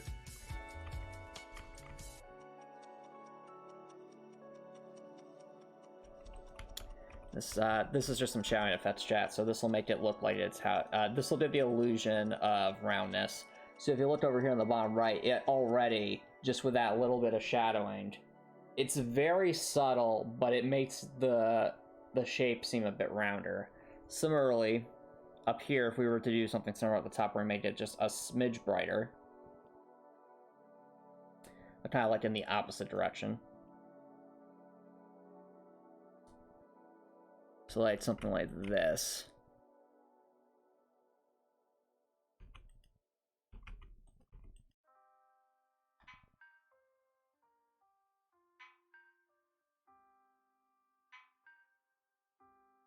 Maybe a little brighter. And we'll add same sort of increase up here. This is all a very important part of this. And you can see, like over there on the right, it makes it look like it's a nice rounded shape. Very, very, very important. Now as for what to do on these sides over here, I think we'll want to make that look kind of like an attachment. Fairly easily done. We'll just make a bit of a darker thing here. Not quite that dark.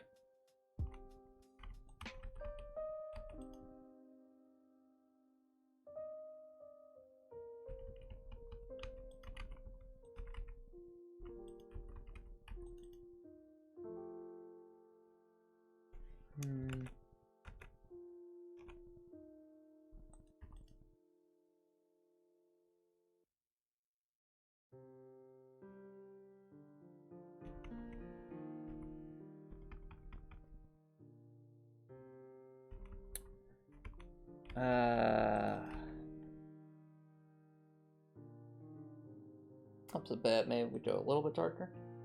It might work better. So it looks more like generator-y.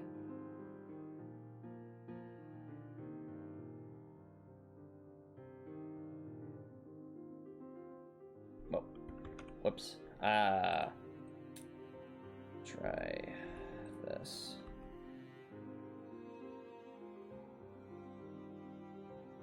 Okay, okay. Better. I think that's better.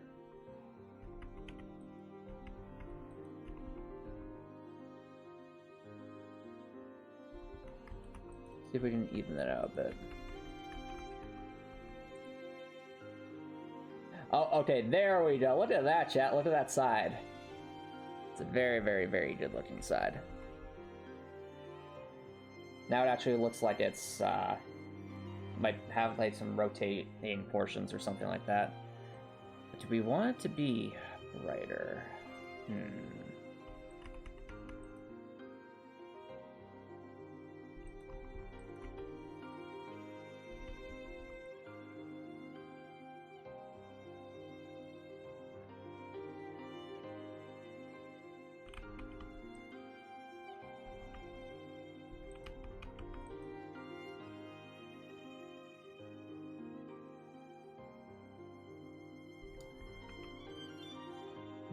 Does that work better or the darker side?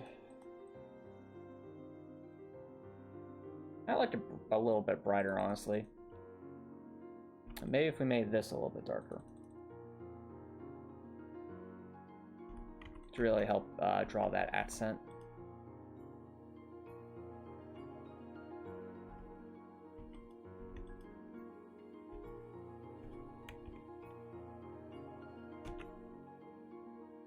I guess that works.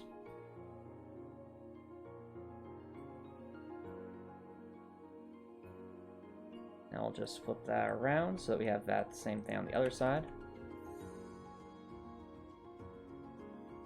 Oh, look at that, chat. I have a bit more of a detailed generator, but I also want to add some bolts to the side just again to give it that sort of look to it. Sort of industrial grade look. Let's go. Like that. Yeah. You'll see that all around it. It'll go everywhere. Everywhere. Give it a nice industrial look. Yeah. Yeah, now it's coming together. We're gonna have ourselves a nice hydroelectric generator thing. So I consider that the foundation, chat. But something like that, round like this, won't be able to just lay on its side without some kind of supports. And what better supports than this as a baseline?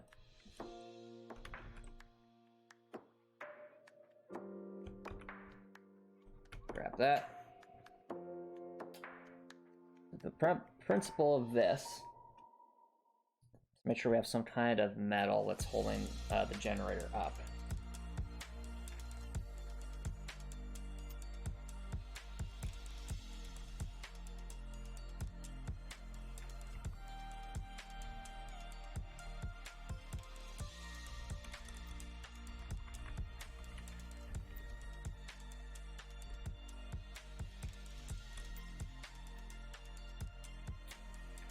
So, definitely want it to be a darker looking metal.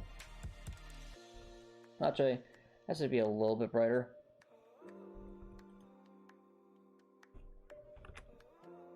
Not that bright.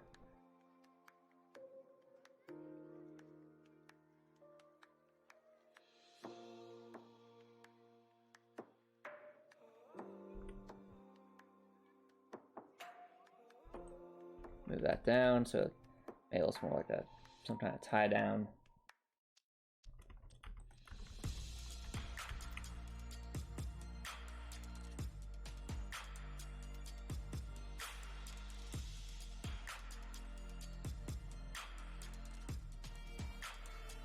Okay, that could honestly work.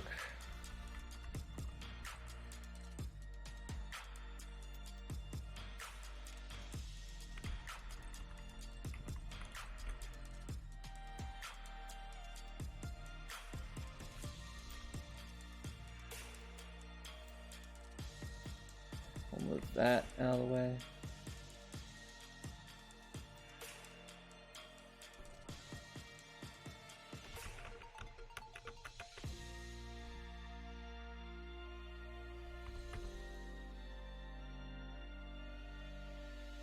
Alright, so that'll give it more like an angled support look.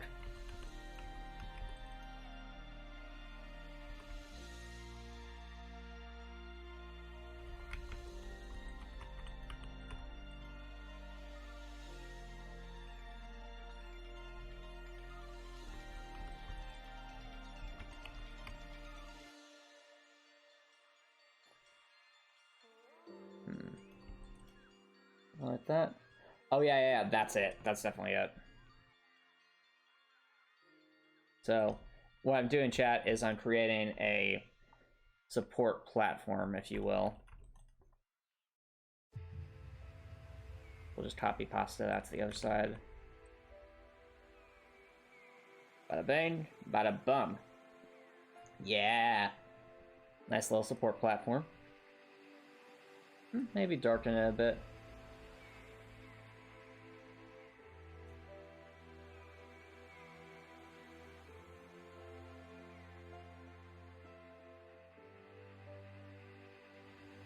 Okay, that should work. Maybe a smidge darker on the outline, so it stands out a bit more.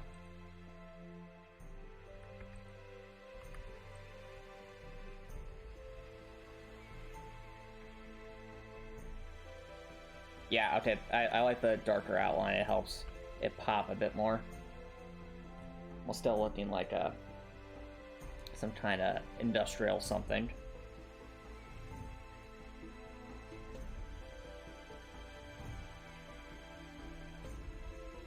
Based off the way this is looking,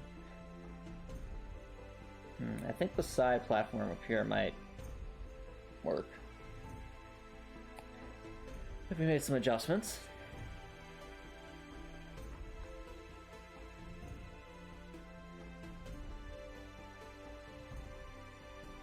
So let's make those adjustments.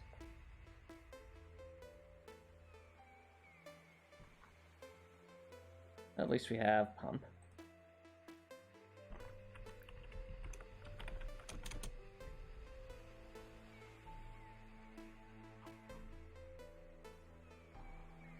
So with that in my chat, now we're going to be drawing a little platform on top of our pump so that we can then move it over to the tile editor and start continuing building our little hydro plant.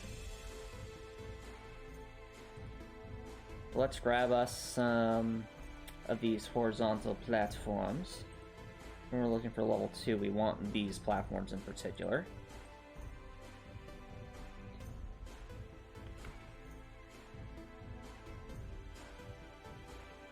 We'll grab that.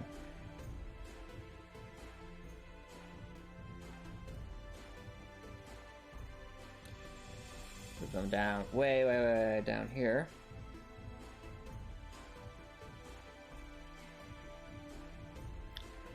So we have everything that we need.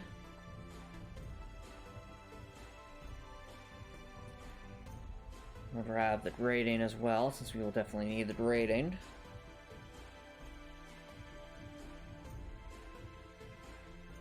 Grading's right here. Copy pasta that. This will allow us to make some quick edits to this to make it all line up properly on top here. Because what we ultimately want, chat, if this is like the double platform, it's like 2 levels high, and we'll want some platform up top. I wonder. So if this was...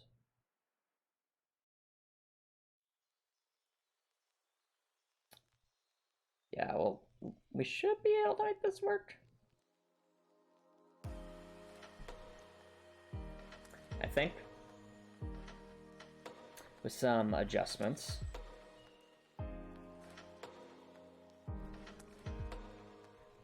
Like what I was thinking is using the base layer as our go by here.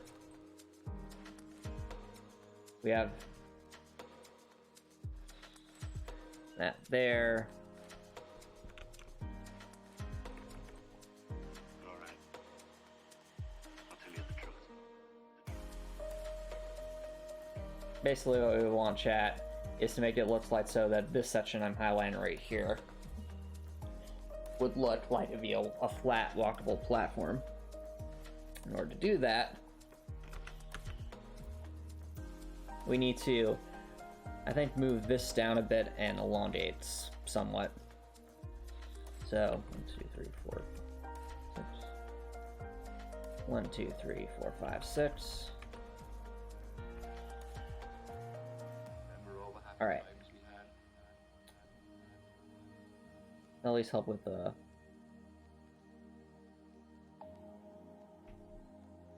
thing about having a central platform. Very much alike. Then we have to make it look like it has some amount of depth to it.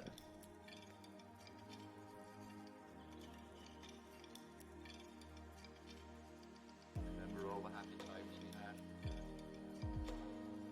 Grabbing that.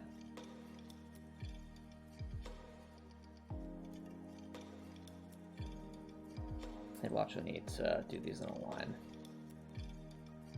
It'll be hard to Very much alike. really draw out the sides if they're overlapping each other.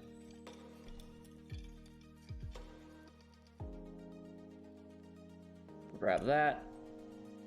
Move this over here, I'll tell you the truth. just like so. Move this one over here. And that will allow us to start making our nice, happy little platforms.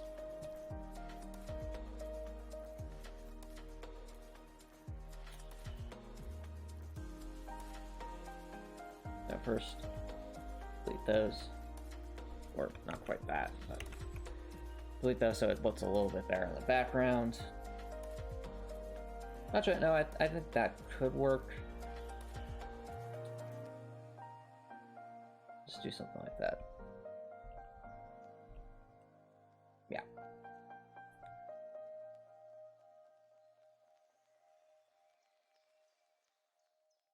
Well, something like that, plus this. So it kind of looks like it's just at a slightly lower elevation.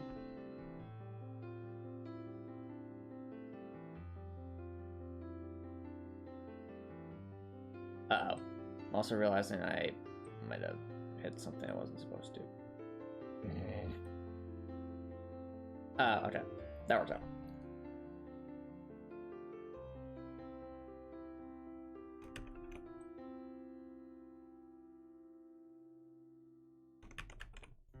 We weren't overlapping anything important.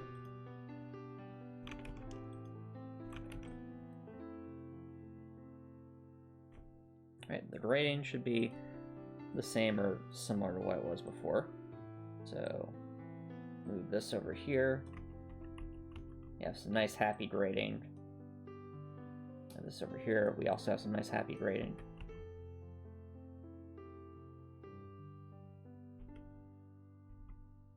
And finally, this over here finishes up the nice happy grading. Bada bing, bada bum. Finally, grab this. So we have an edge down here. And we add a little bit of depth to it.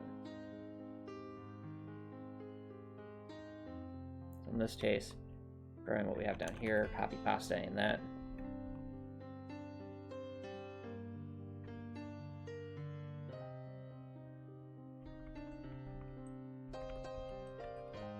Oh, whoops. Not quite what I had in mind. What I'm trying to do, chat, is make this so this would be like a platform that's like attached to these generators, so to speak.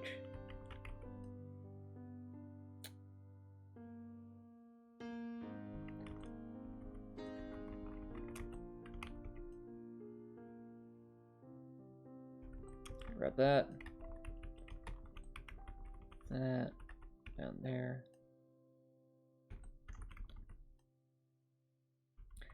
These edges over here, so that way it looks like it's kind of attaching into something in chat. Just like so. And that will hopefully complete the look.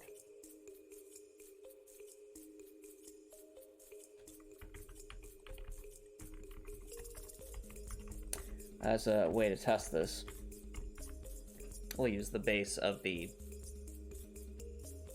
generator. See how that lines up.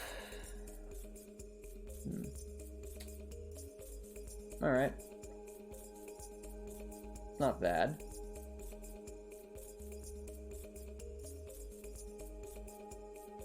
At least on this lower portion, it's not bad.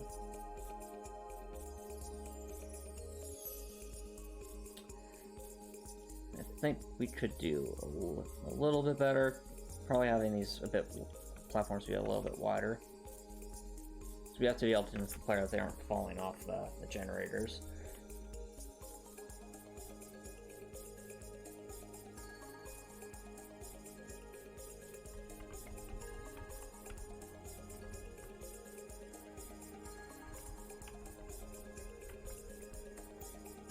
First, let's add these to give them a little bit more depth.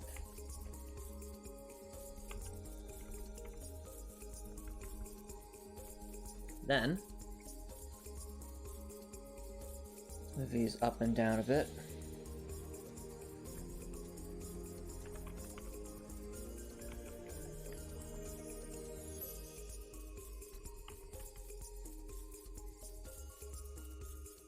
So I think the top end's there. 1, 2, 3. So we want this to end at 3 above as well.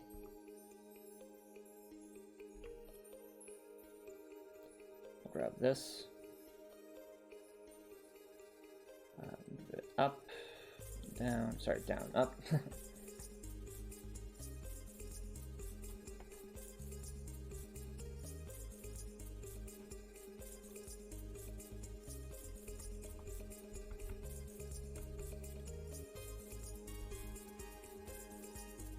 That to add to the effect.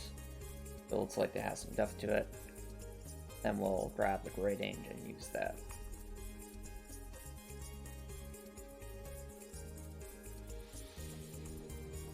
One, 2, 3, 4, 5, 6, 7.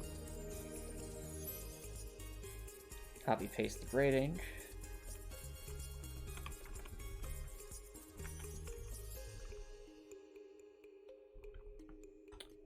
All right, almost there.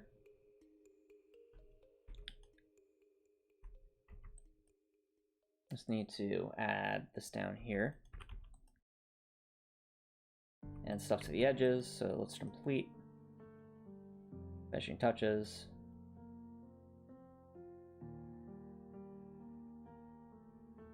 All right, let's see how that looks in the map editor.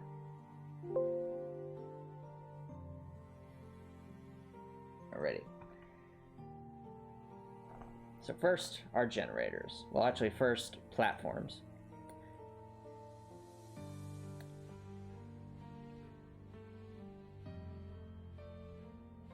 We know eventually where the platforms will have to go.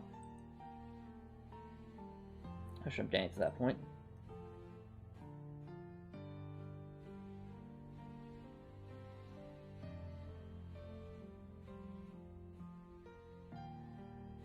Which I think we can get there. So let's grab our generators for layer 1.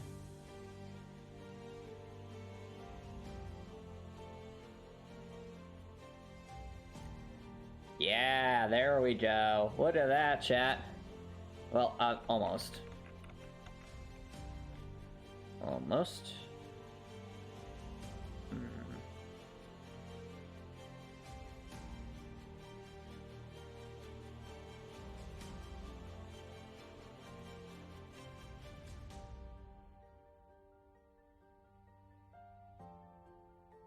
I'm getting this backwards. So this has to be in the back. This needs to be right here.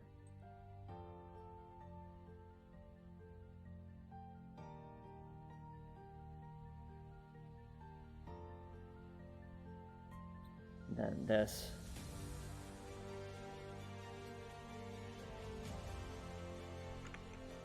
This is the upper details. See that there. Another problem, the platforms don't quite... I mean, I could move the platforms down, but that wouldn't quite line up. There has to be some way to make this... salvage this.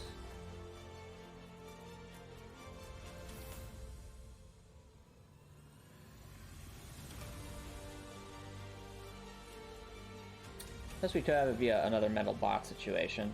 Yeah, especially with the generator, it should have some kind of access panel. Perhaps the cabinets to help.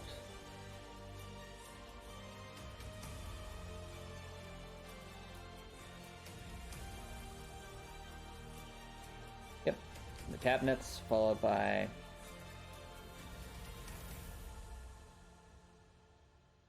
then the underground layer.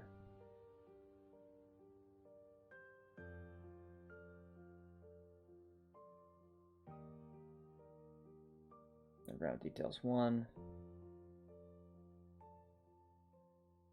Grab ourselves some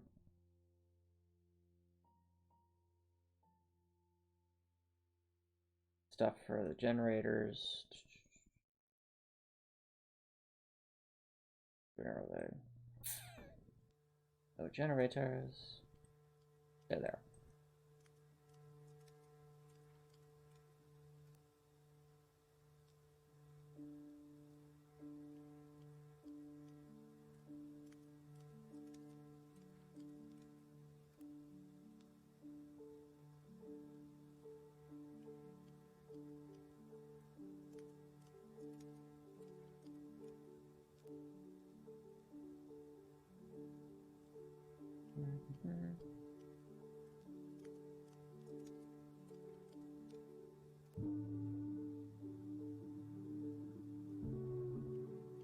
Alright. I sort of like the look. Don't think we need... There's a part of me that wish we could see a bit more of the generators. I think this made sense in terms of outline the walkable space.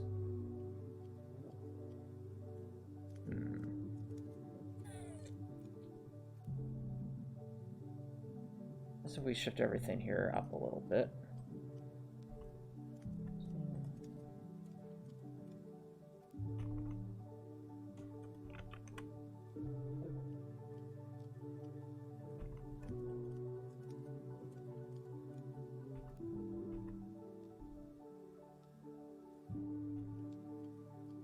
Yeah, let's try that.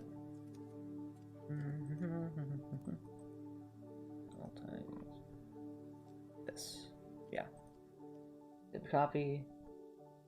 It's a PNG to work with. How's that look?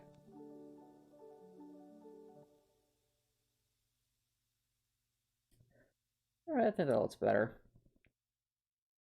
I can actually see portions of the generators.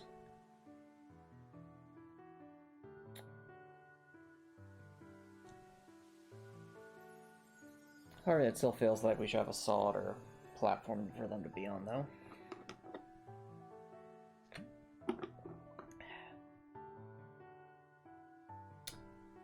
Let's see about some metal.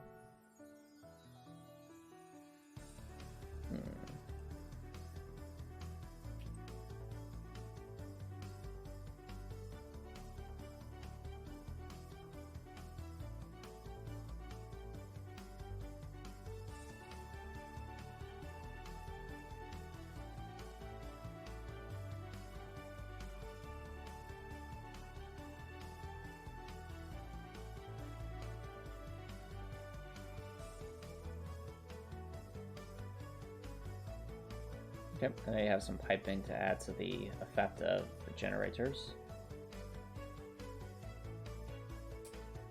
Let's go with...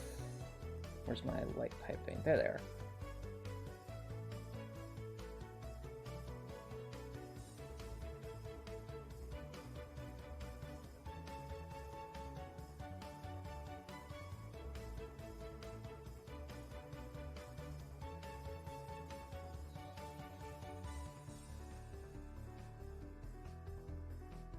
Well, actually, that kind of works.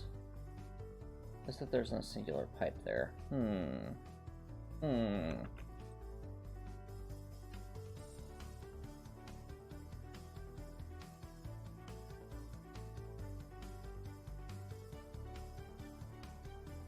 have ideas, chat.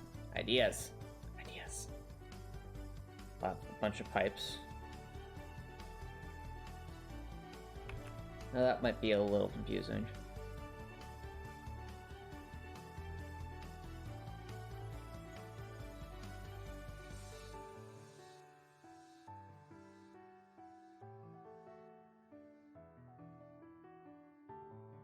Okay, maybe that looks a bit better.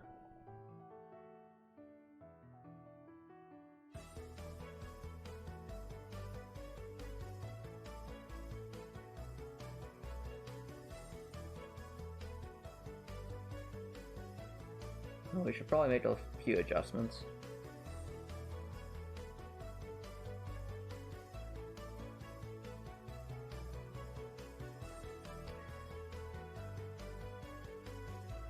So let's make some more of these smaller pipes.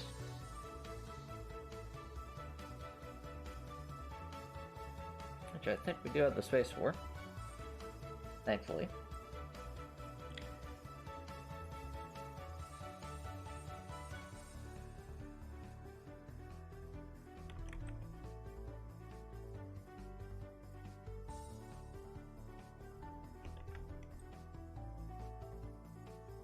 There on layer 1. Oh, now. There they are.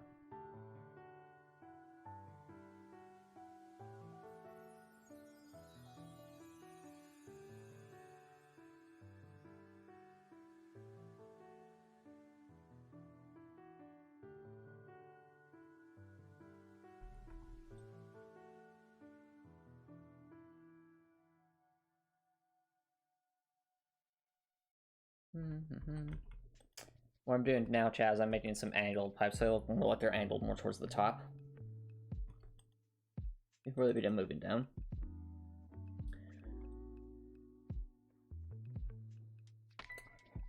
Now I say, why would I? Antomicx, why are you doing that?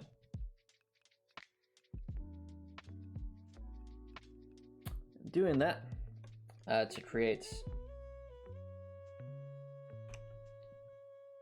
a sense of depth that these should hopefully be attached into the ground without seeming out of place.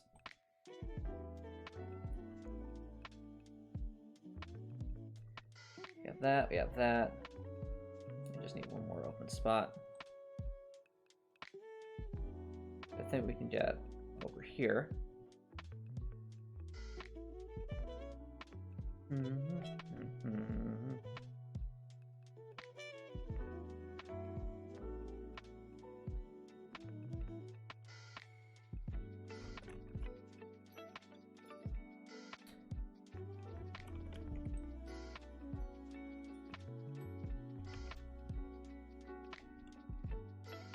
This will work, so we'll move this over here.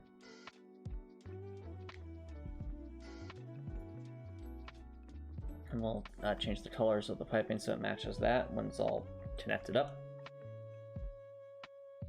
May have got the mods working, fingers crossed. That's awesome, Jake Beetle. Let me know how it goes.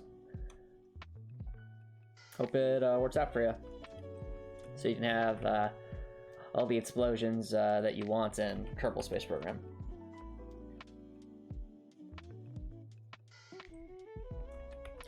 Speaking of almost anything's working, I think I almost have the piping pixel art where I would want it.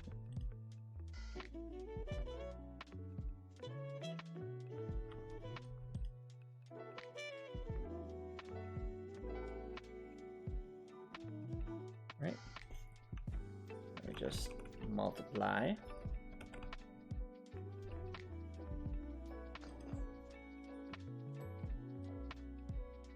Then save us a copy. Bada bing, bada bum. Hopefully this ends up working. I think it will. Start with that.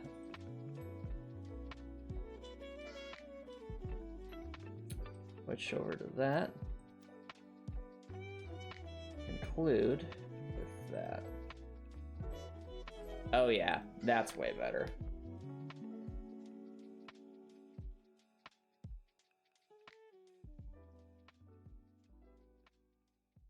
Now it actually looks like machinery. Just what we want.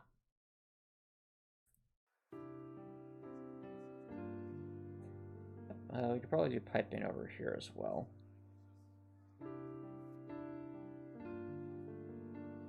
Yeah, piping plus probably more generators over here would probably work out pretty well. I think.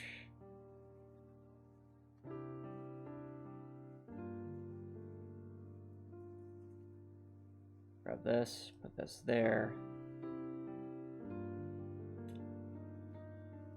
Grab that, put, I guess, that there. So we create that illusion of depth.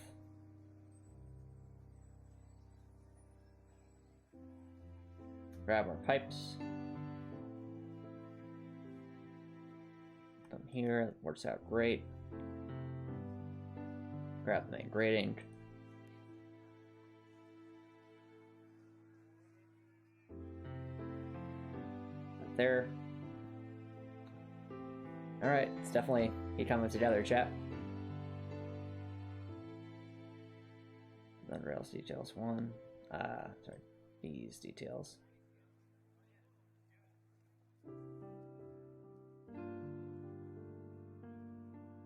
Grab our scaffolding. There.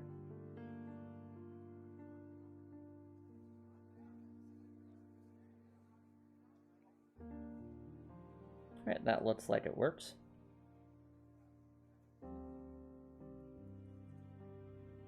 And over here we can have like a higher up section. So that's the ground layer. Boop. Let's make a higher platform for the player to walk on.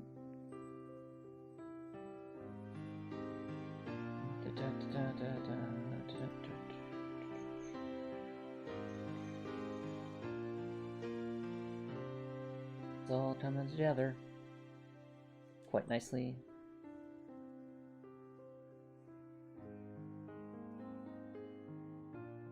And that will allow us to have a nice happy path to walk on. Da, da, da.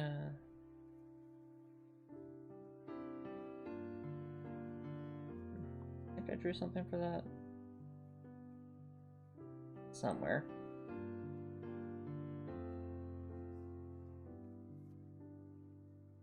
Let's check. Did I or did I not include enough outer barriers for that?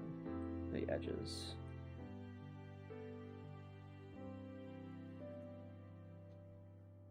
Ah, there, up there.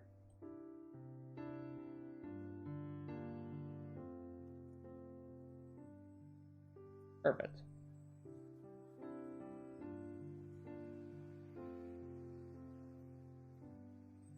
And for that upper section, might not have something for that. Oh wait, no, yeah, I do. There we go. Ta-da! Edge has been found. Let's add, of course. It works awesome! I'm glad to hear it, Jakey Little Beetle. Have fun with it. So what silliness can you accomplish now with the mods installed? Also, is it one of the more popular mods in Kerbal Space Program?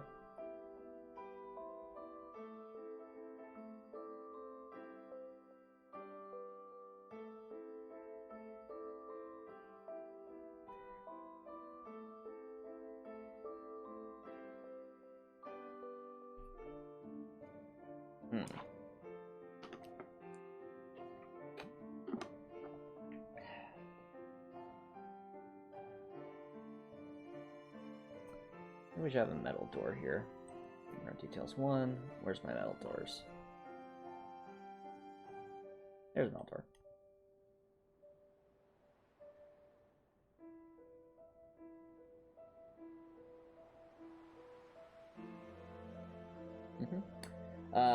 No, it's not super popular because it's kind of old, but basically just military stuff. Alright, fair enough. Fair enough. As long as you're having fun.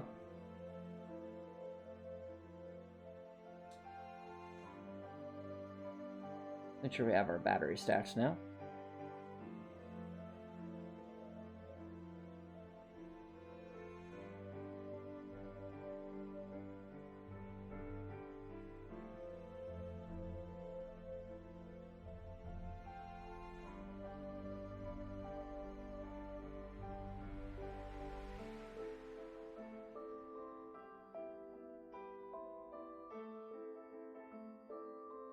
Right, details.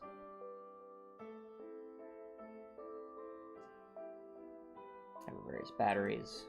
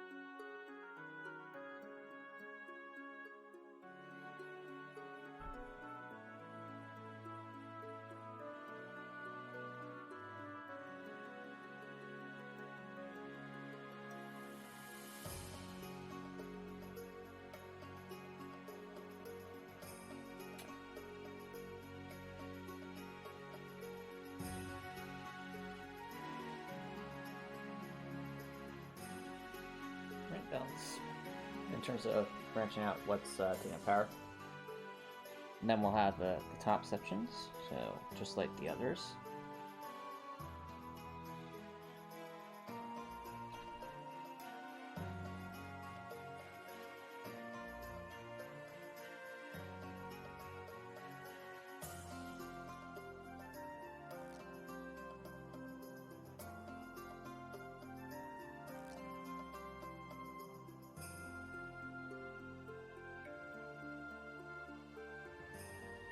All right.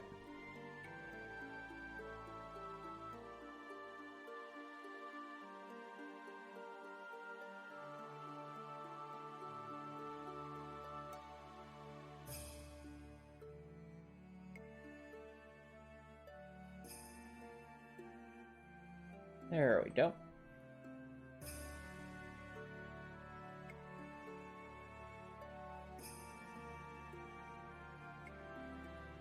Looks like it's working out.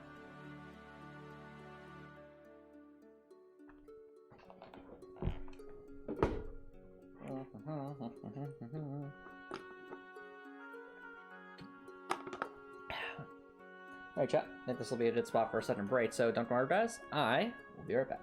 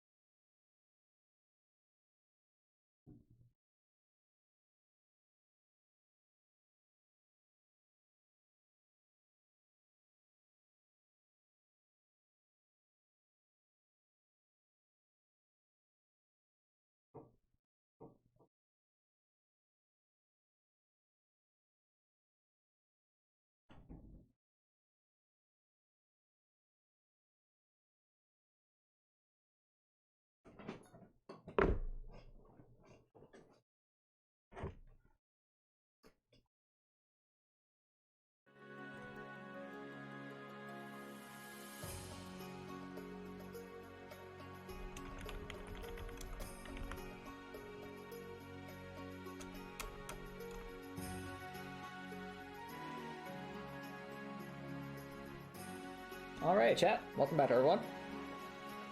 We're definitely getting there. I think we're almost done with this room. Just a few more things to add, and we'll be able to go from there.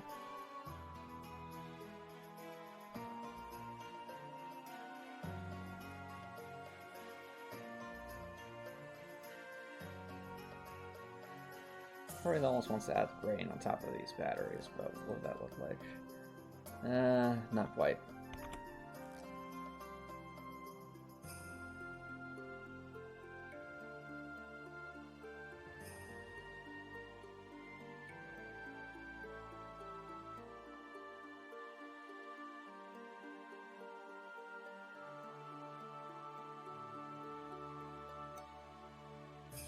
All right.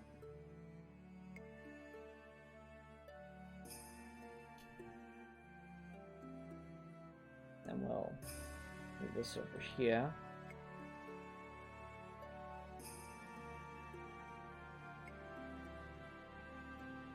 Grab that.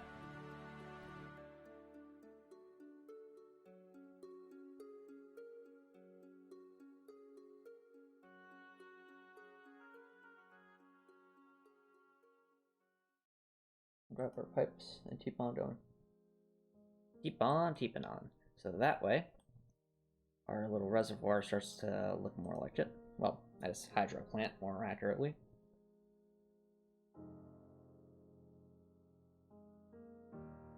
But it is staying there. I think we'll have a slightly lower elevation generator right here. Well, no. Need something else here. What to put here? What to put here? Maybe some kind of supplies. Maybe have wooden crates. That'd probably help.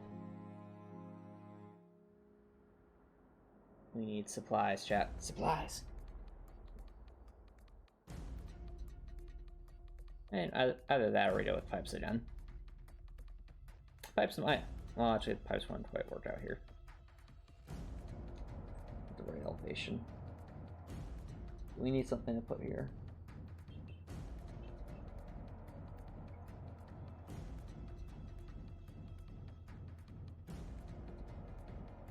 I'm thinking crates again would make sense.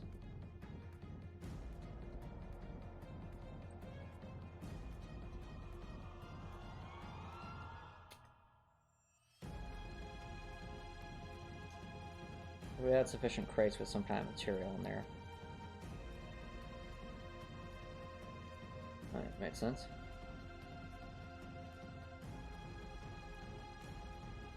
Like with metal bits or something.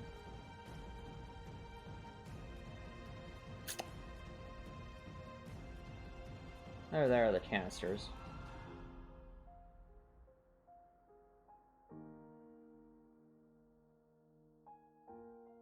My votes at this point would probably be with the canisters. Let's go with underground layer.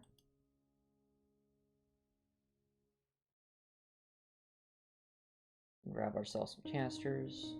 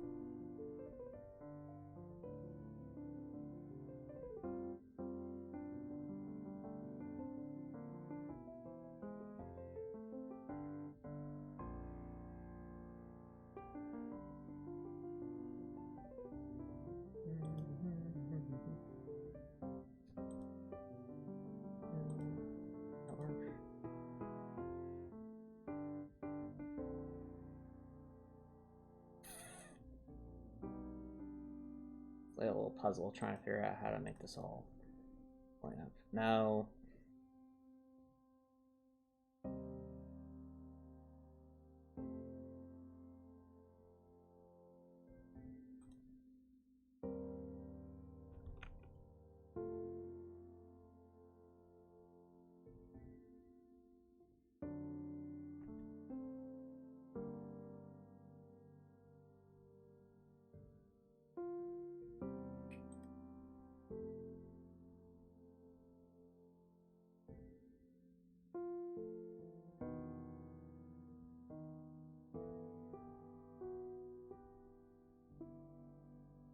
Alright, we'll do that.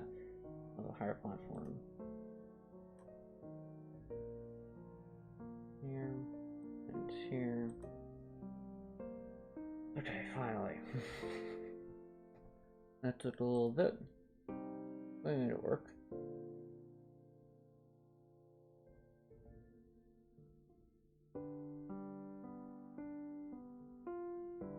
Well, I guess we should also go with some kind of barrel.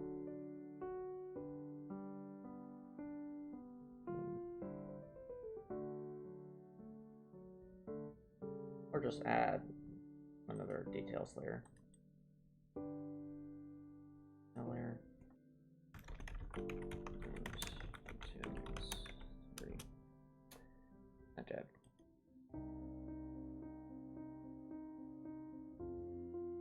We start with this, move that there. This goes in the underground details too.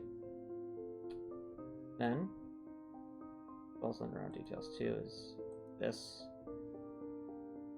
Oh, but this and underground details 1. Or 3. 3 will work. No, 1 will work.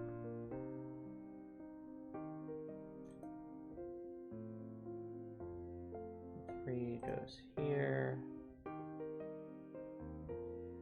2 goes. No. 3 goes there. No. 3 goes there. 2 goes here.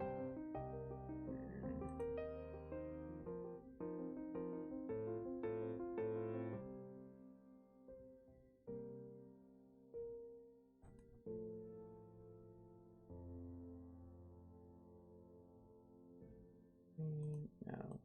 2. Yeah. Now we're getting somewhere. Okay. What?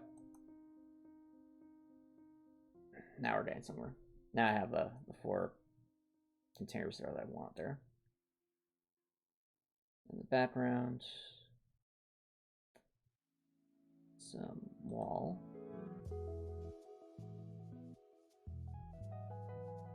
There's our little platform.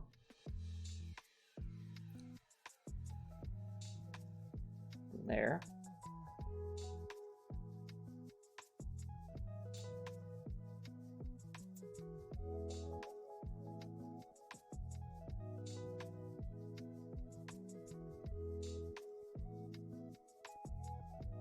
Some more doors to work with.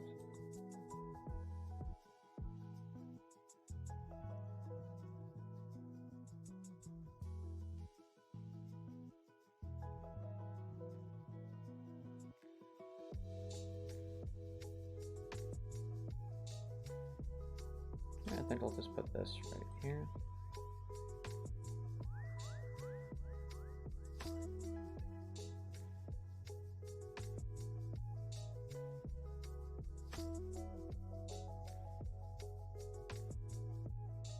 And this will work to have it all tied up.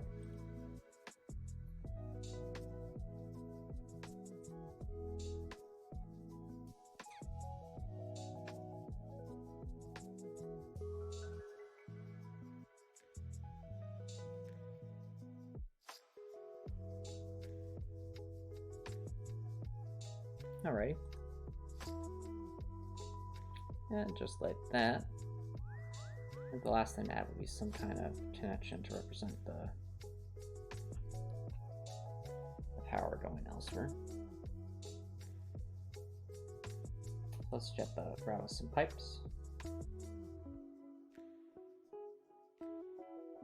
These would go here. Yeah.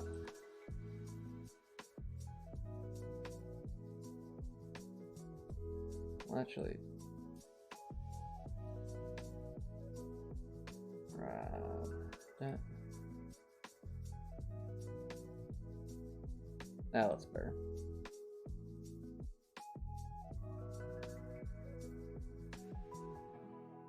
Very, very nice.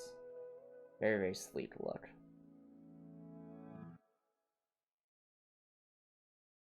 And then we'll grab ourselves a nice doorway.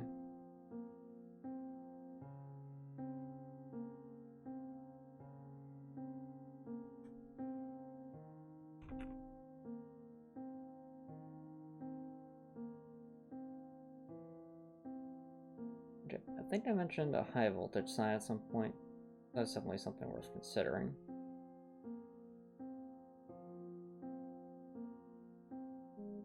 We'll want to add that in. Also piping.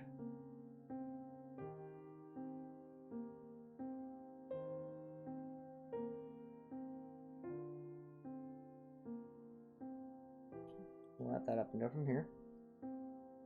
Have ourselves a nice little platform. We're, in fact, chat, this lower level is almost done with its decorating. We just got and this area still is a little barren, but at least serviceable. So at least get rid of all the numbering here.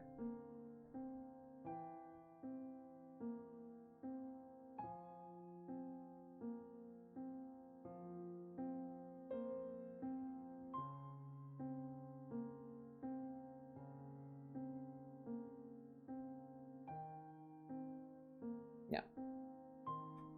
Put that there. This platform over here. They look very, very nice.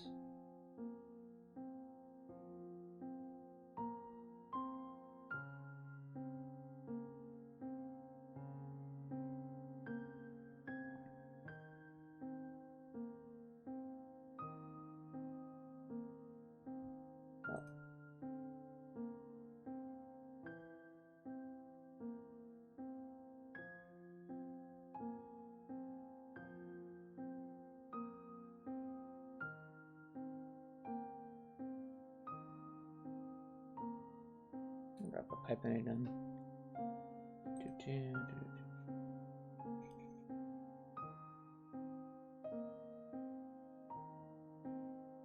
That folding.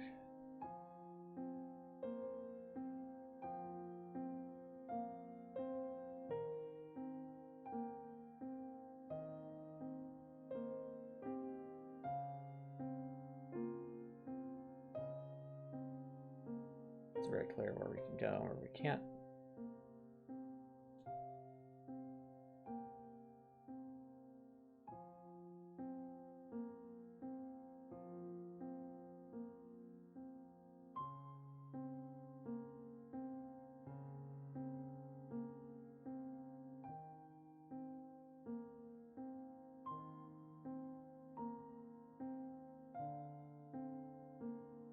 Grabbing it.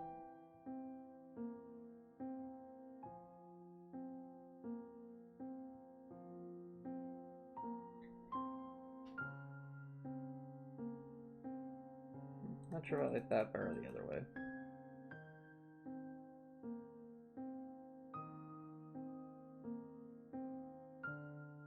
I think I kind of like that better, just to get that sense of depth. And I always say we want to draw a high voltage sign, which is kind of a minor decoration, but we might as well. Why not? Just as a finishing touch, so to speak. So, high voltage. I usually think of like a triangular sign.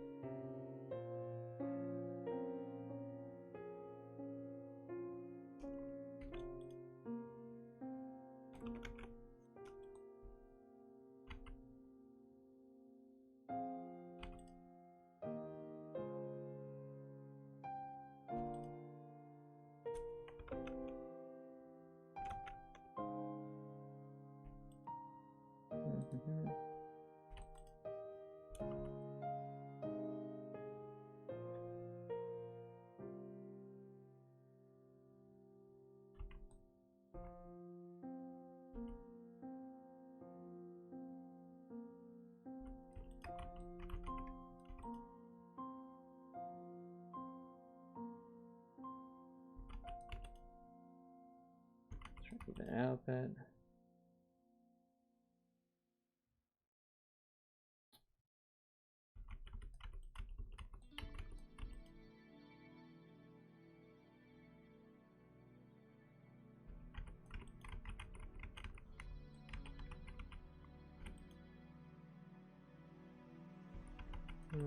Just trying to even out this triangle a bit, chat.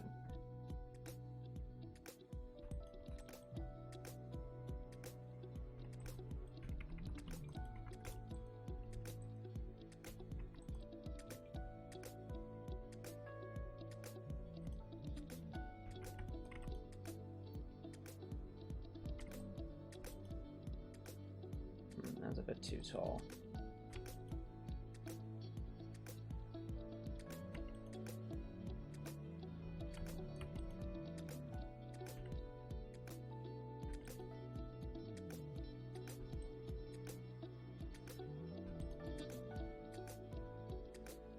That's a bit too short.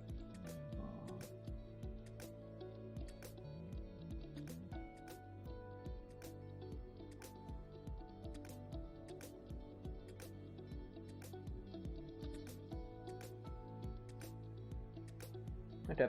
Oh, hey, Copper Nicholson, what's up?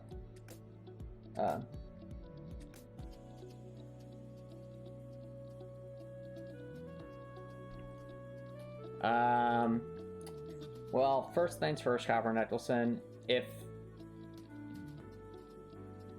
I mean, I have taken martial arts, but martial arts, of course, requires a decent amount of training. So if you're the first thing to do would be to take a martial arts course. But if you don't have the time to do that, I would say, you know, keep your hands raised in front of you so that you can block any incoming strikes. Like hands in front, you know, hands in front of your face. Beyond that, the general point is to de-escalate a situation, whether that's walking or running out of the situation into a safer place. Well, yeah, exactly. That's the first piece of advice. It's just get out.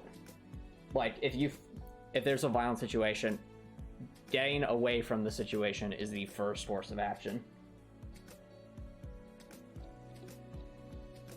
And like even if you do have training, the whole point is to still get out.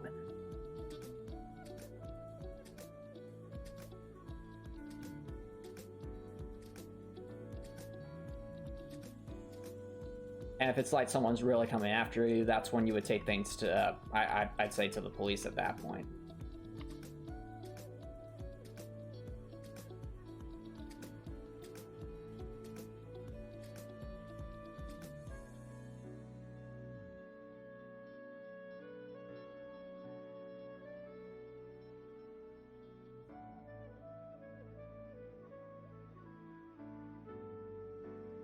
Let's try a little lightning symbol on here.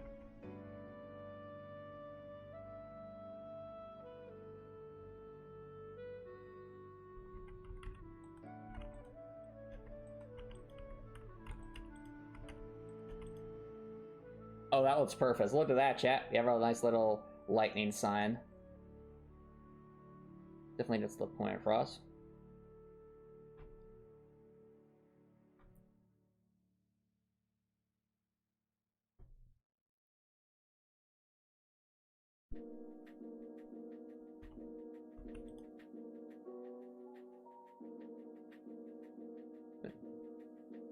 Like Copper, it doesn't matter who it is. If someone's threatening you with violence and they just keep coming after you, that's where you go. But ultimately, the first thing you do is just get out of the situation. Whether that's run away from the confrontation or go to a nice public place, just get out of the situation.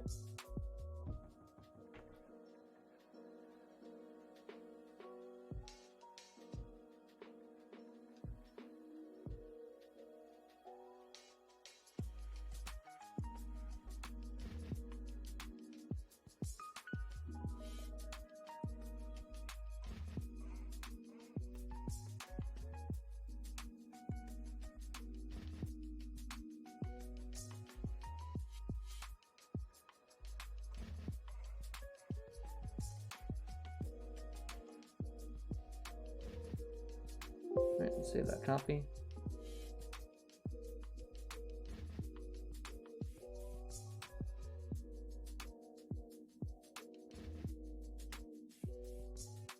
Alright, where do we want to put our high voltage sign?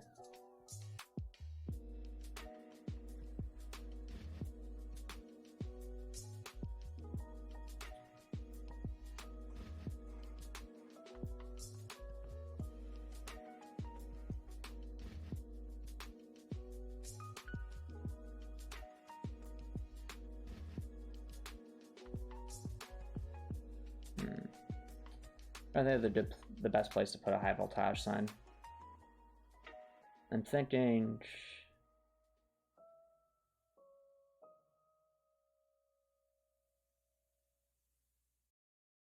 maybe up here.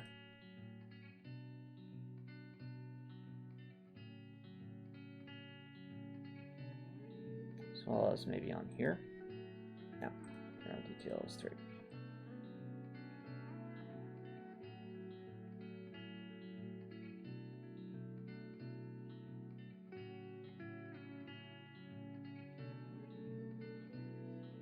I don't really be voltage, that's steam, but yeah. Something like that.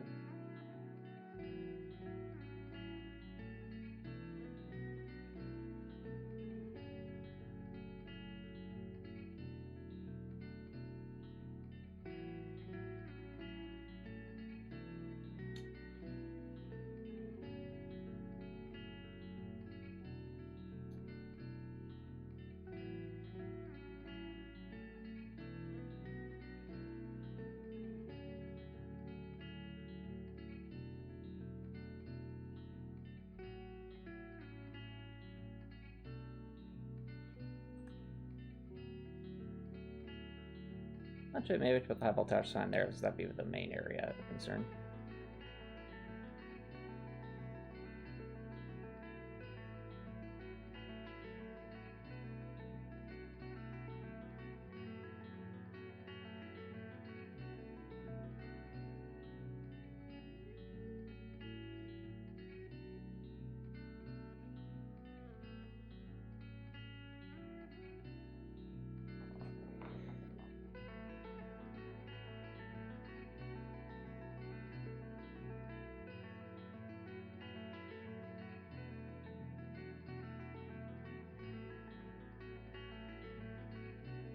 Okay.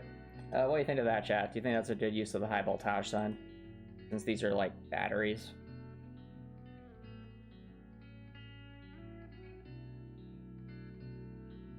I wonder if we could... oh, it's weird.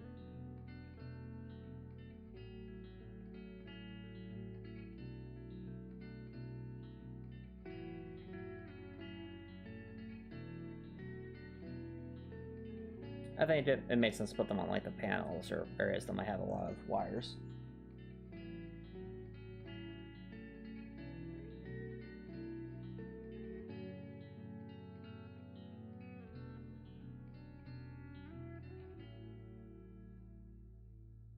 Either way, chat, I think...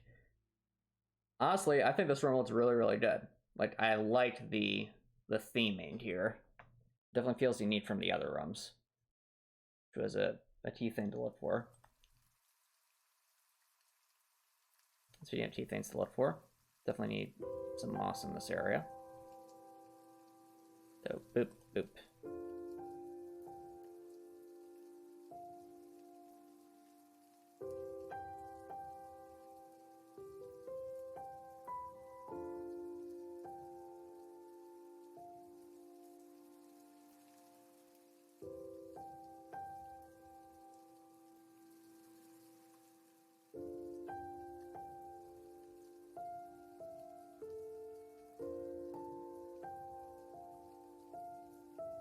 Alrighty.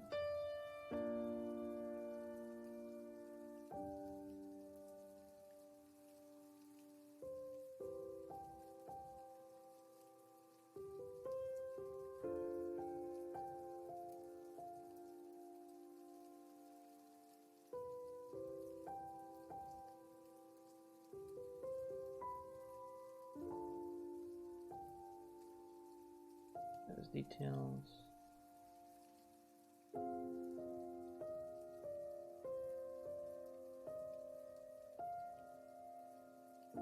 Put that in the background.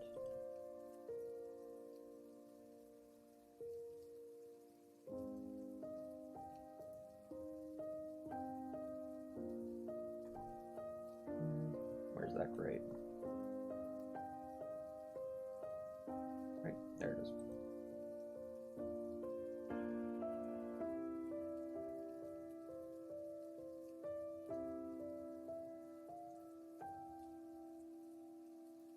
All right.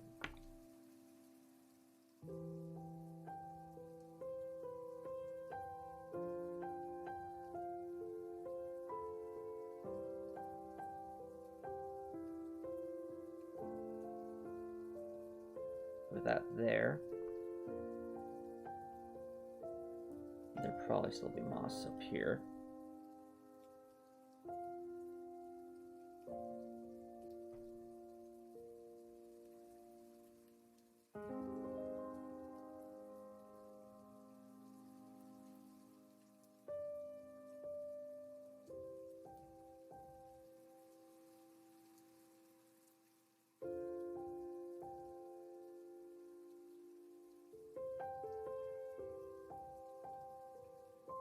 Details 1.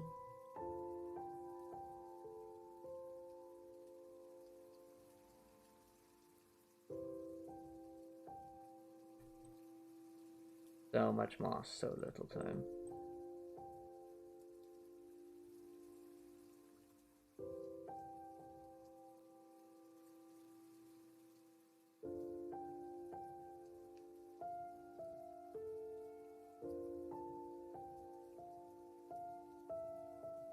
Yeah, that moss mines with some breaks would definitely fill up this area a bit better, and that'll wrap it up for there.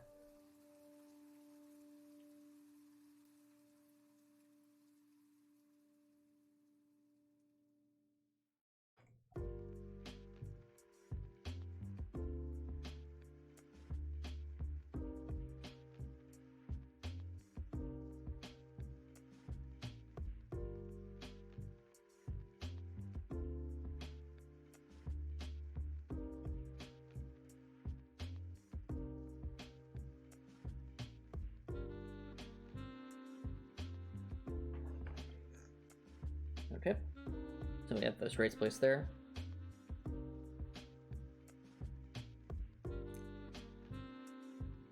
Could be a bit overkill, but we'll make it work.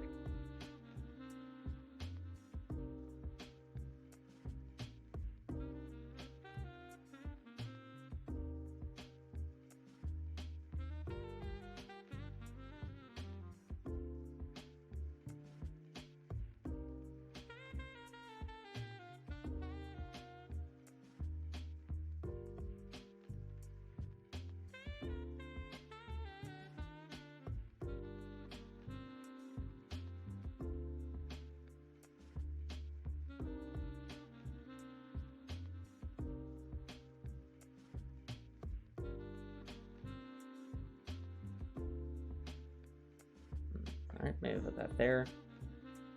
Put that one not symmetrical, so no symmetry.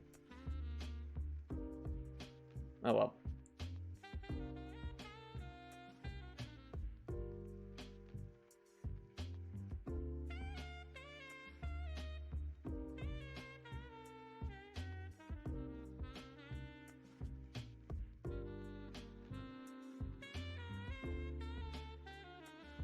At least help out with judging some distance.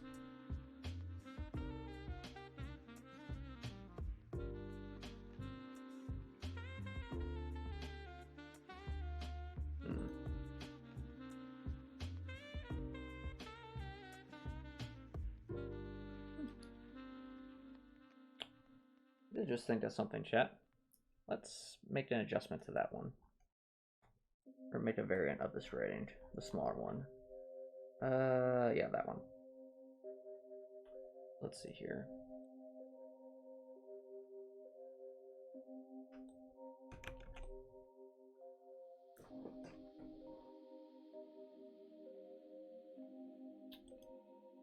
All right, then we can move this all the way up here.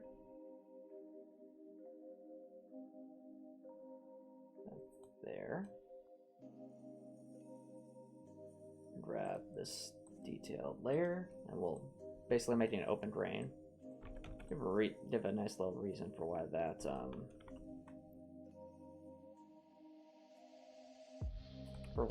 item might be down there.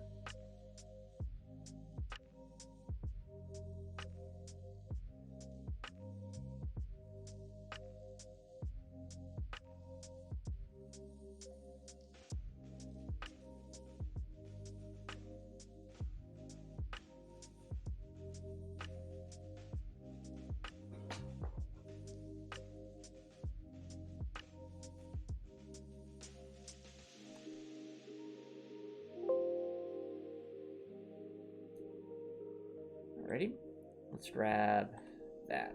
Where is it? There it is. Boop. Perfect.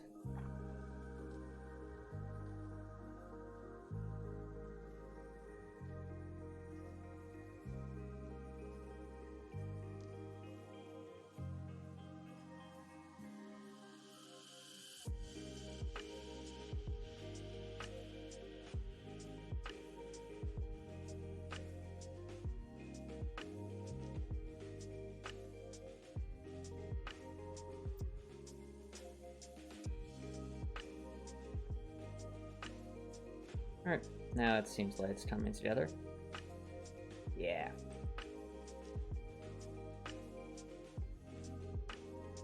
I need some doors as well.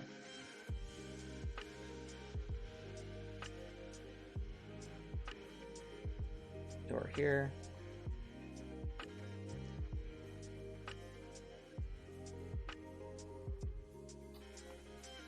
Do nicely.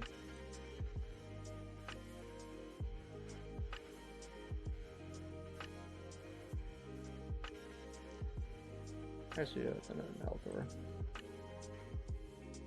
That's that industrialized look. Alright.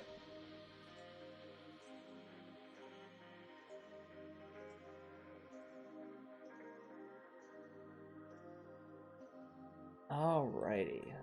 Well, chat, I think that was some good progress for tonight.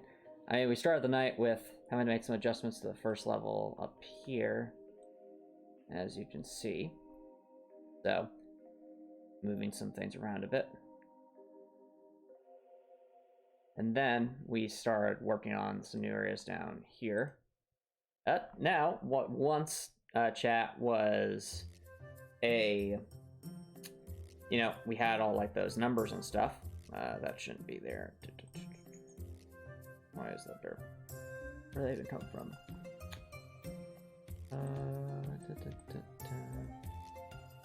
I don't. Yeah, we're once where. Let me zoom out a bit just to show you. So zoom out.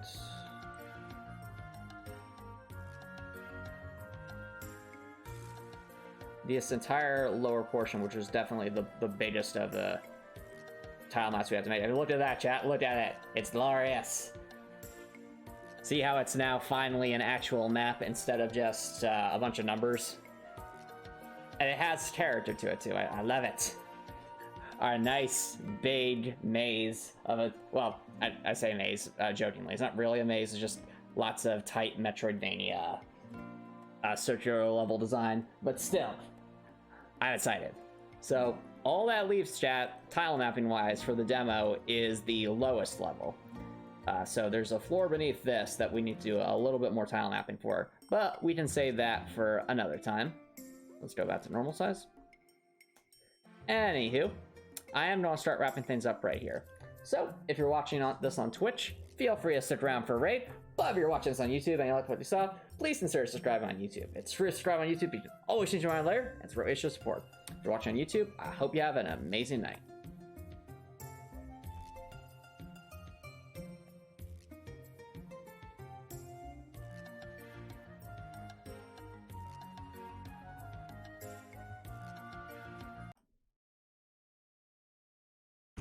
Alright, chat. I'm going to look for someone to raid. Be right back.